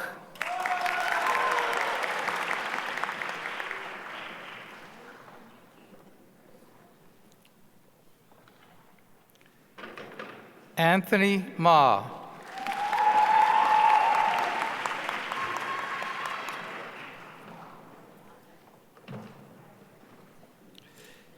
Daniel Nathan Mahoney.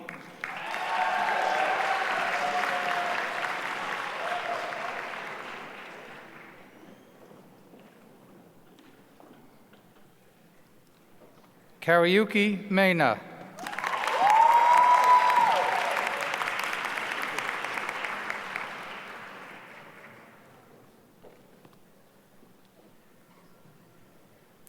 George Mann.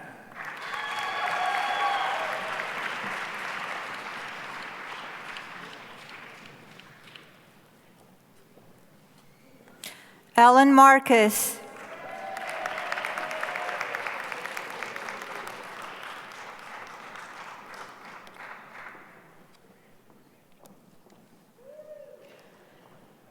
Joshua Alexander Myrle.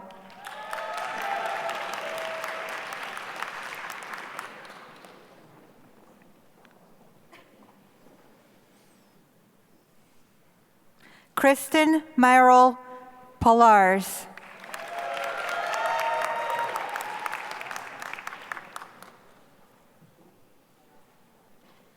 The following graduate will be hooded by Dr. William Scott Melvin. Jeffrey Andrew Melvin.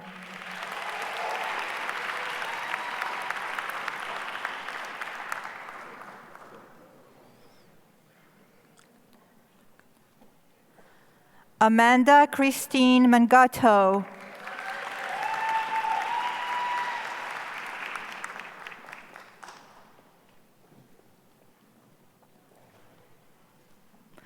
Karolina Mieczykowska.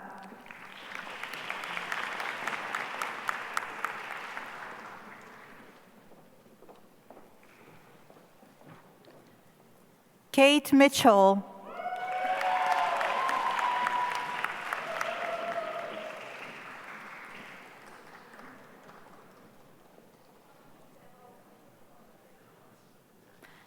Jamie Marie Moore Freed.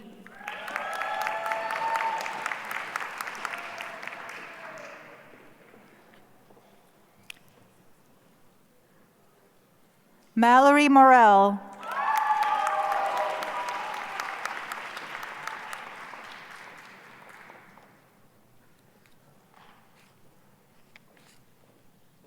Marilyn Rose Mostowi.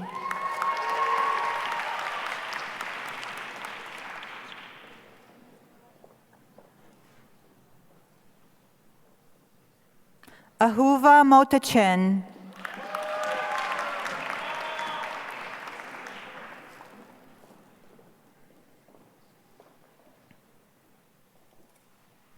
Taylor Mustapich.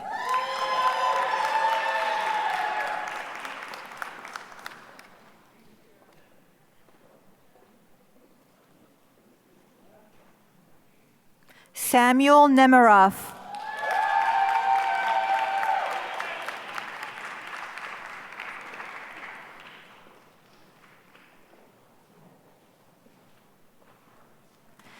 Adam Nessim.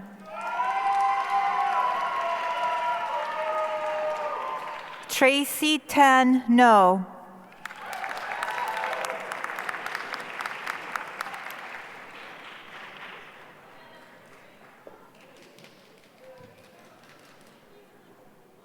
Jeffrey E. Nussbaum.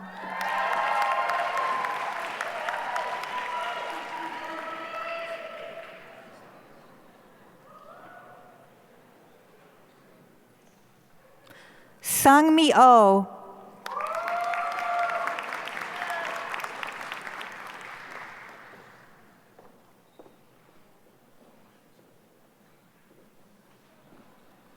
Reed Grace Owens Pachinka.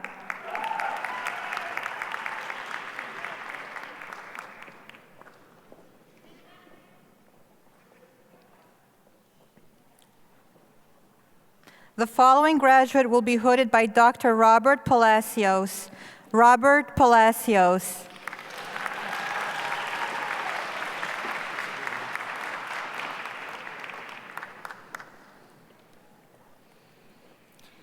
The following graduate will be hooded by Dr. Ronald Nagel. Matthew Parker.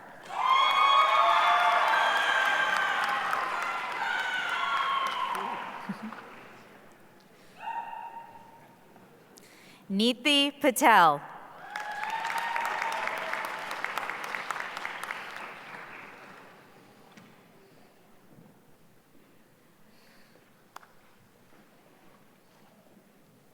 Carol Andrea Perez.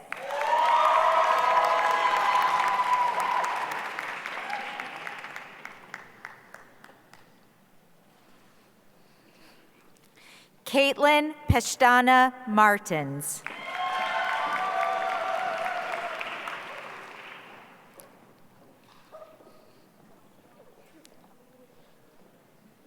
Richard T. Pizatowski.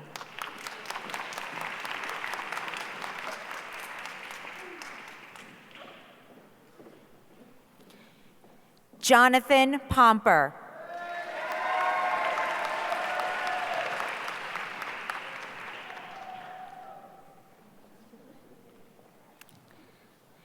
Anusha Panduri.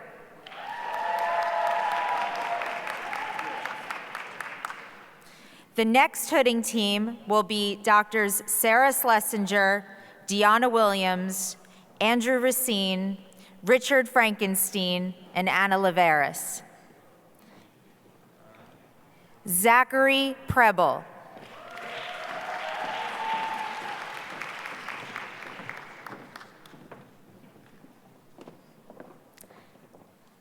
Alexander Pirino.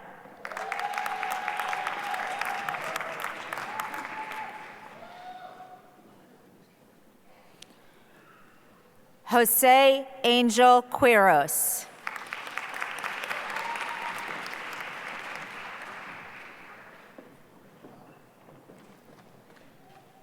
Sadiq Rahman.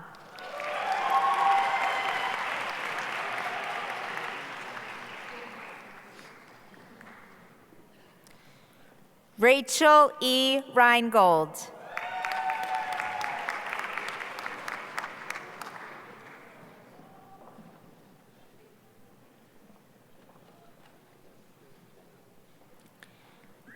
Ellie Rodriguez.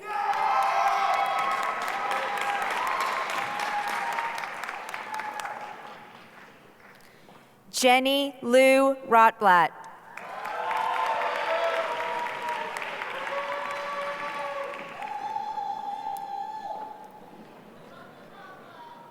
Sneha Saha.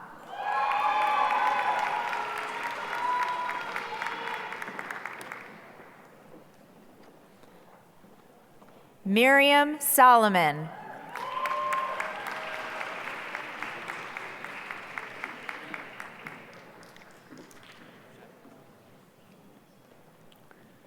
Reese Sample.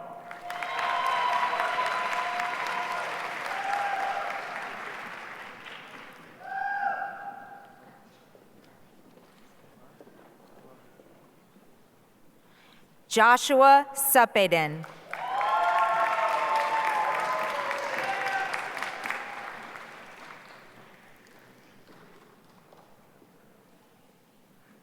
Bryn Hillary Sarah Seltzer.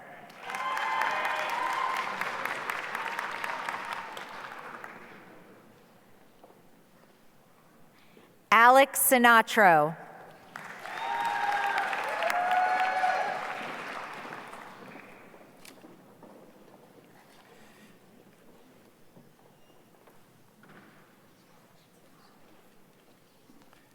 Tanisha Sinclair.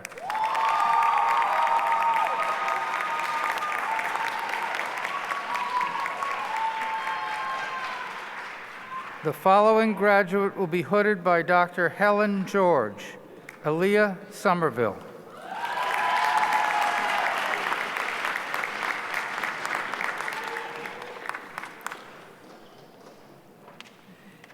April Rose Sosa.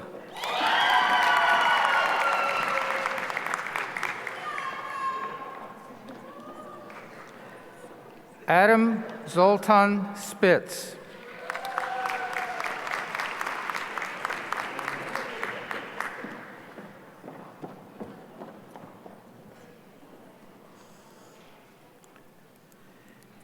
Yael Steinberg.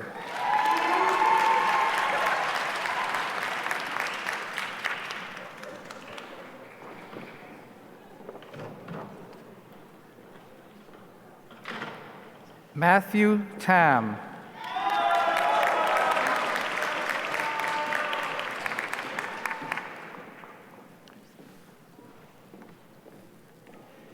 Joyce Tang.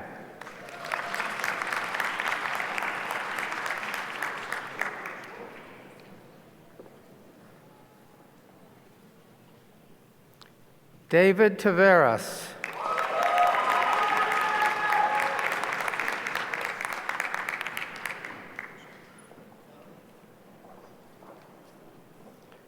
Nikolai Tycho.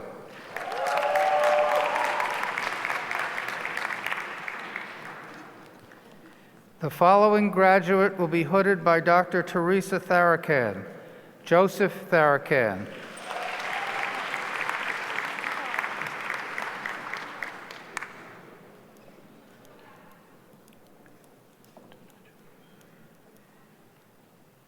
Meng Maxine Tong,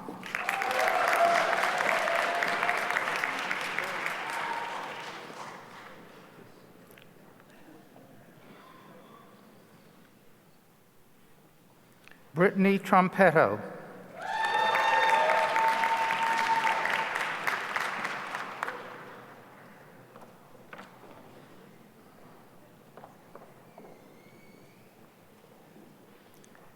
Emily Hong Tu,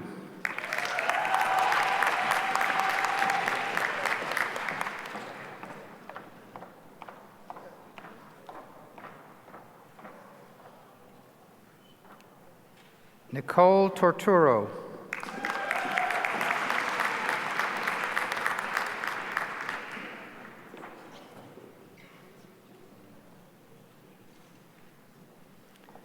Elif Uger,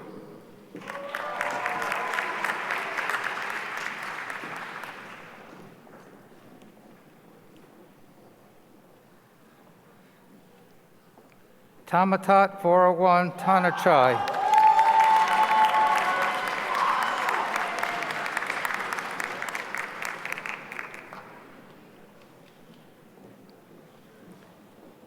Andrew Wang,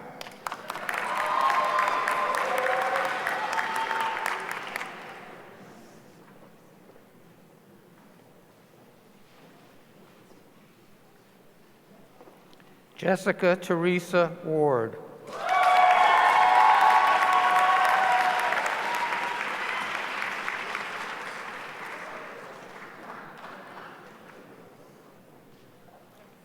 Monica Wassell,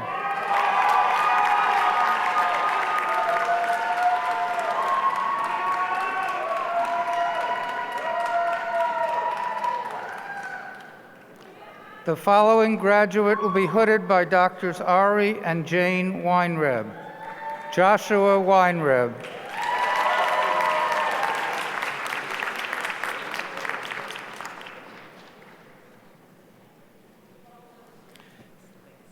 Justin Wheat,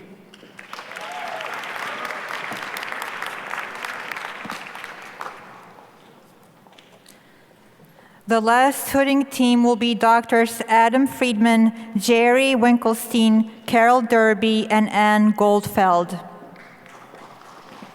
Sarah Wiener.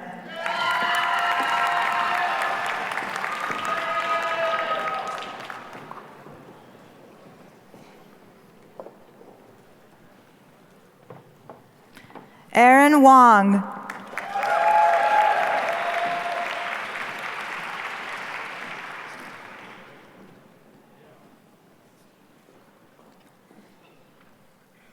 Brian Wu.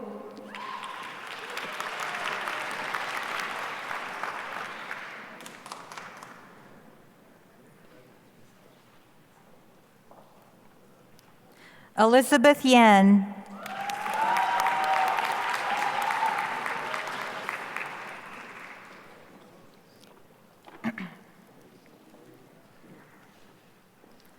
Kelly Yang.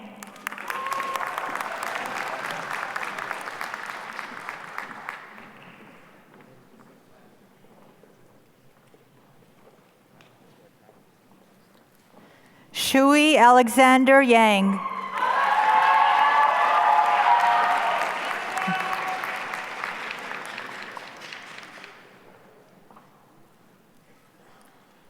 The following graduate will be hooded by Doctors Lauren and Ilana Yellen. Shira Hannah Yellen.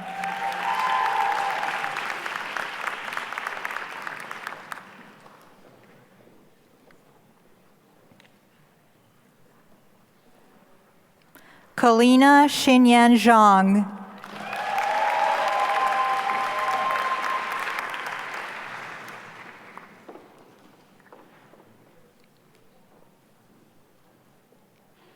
Denzel Zhu.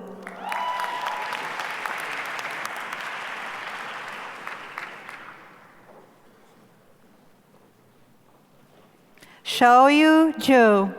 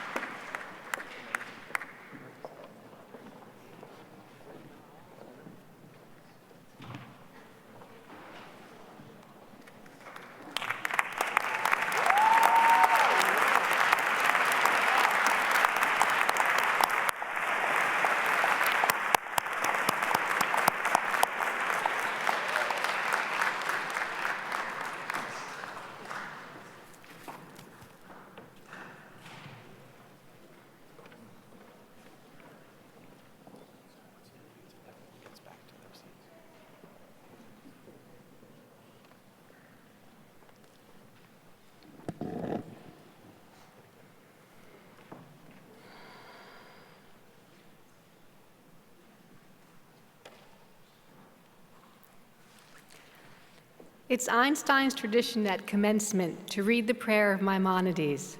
Moses Maimonides was one of history's most renowned physicians and rabbinic scholars. He lived and practiced in Egypt in the 1100s and was personal physician to the royal court of Saladin. In addition to his many rabbinic scholarly works, he wrote numerous medical texts in his native Arabic. It's my pleasure to recite this prayer, which emphasizes the standards of excellence and the depth of commitment that Einstein seeks to instill in its students. Will the graduates please rise and remain standing till the completion of the prayer? Please remove your caps. The prayer of Maimonides. Inspire me with love for my art and for thy creatures.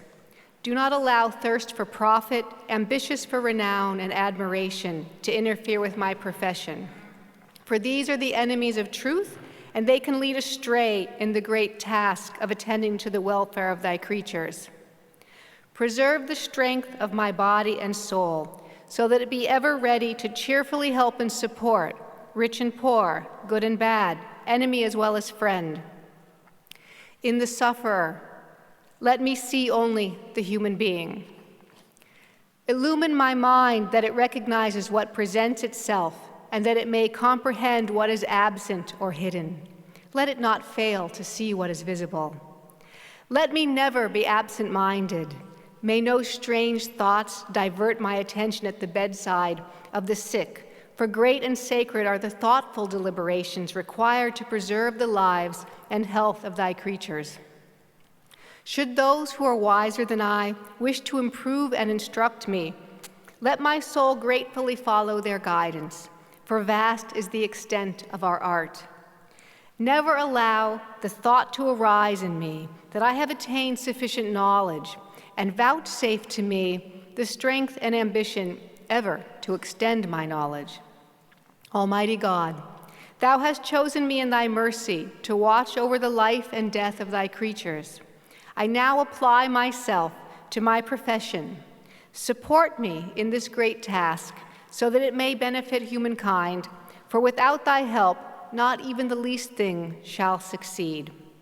Students, please place your caps on your heads.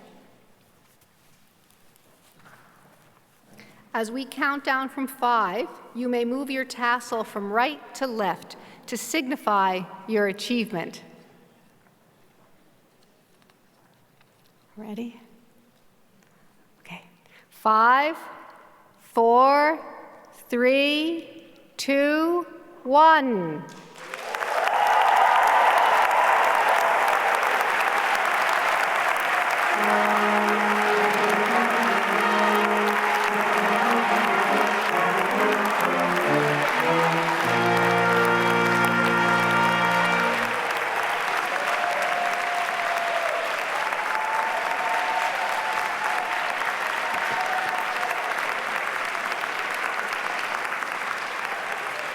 This concludes our formal commencement ceremony. Congratulations to all our graduates, their mentors, families, and friends. We invite our guests and graduates to join the faculty outside to exchange congratulations. Faculty, please return your regalia before heading outside. Will the audience please rise and remain standing if you are able until the stage participants, faculty, and alumni have left the stage and auditorium. President Ozuah, Dean Tomaselli, I now declare the commencement exercises of the Albert Einstein College of Medicine and Einstein Graduate Programs of Biomedical Sciences to be officially closed.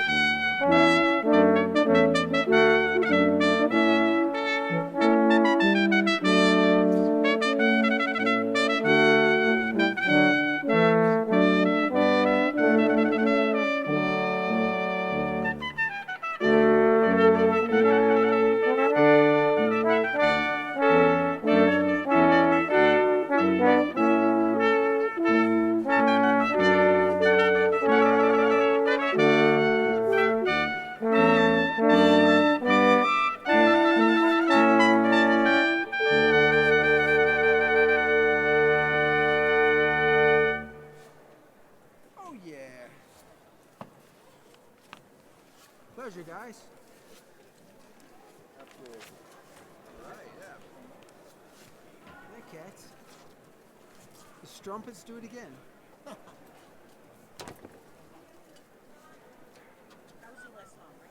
Yes.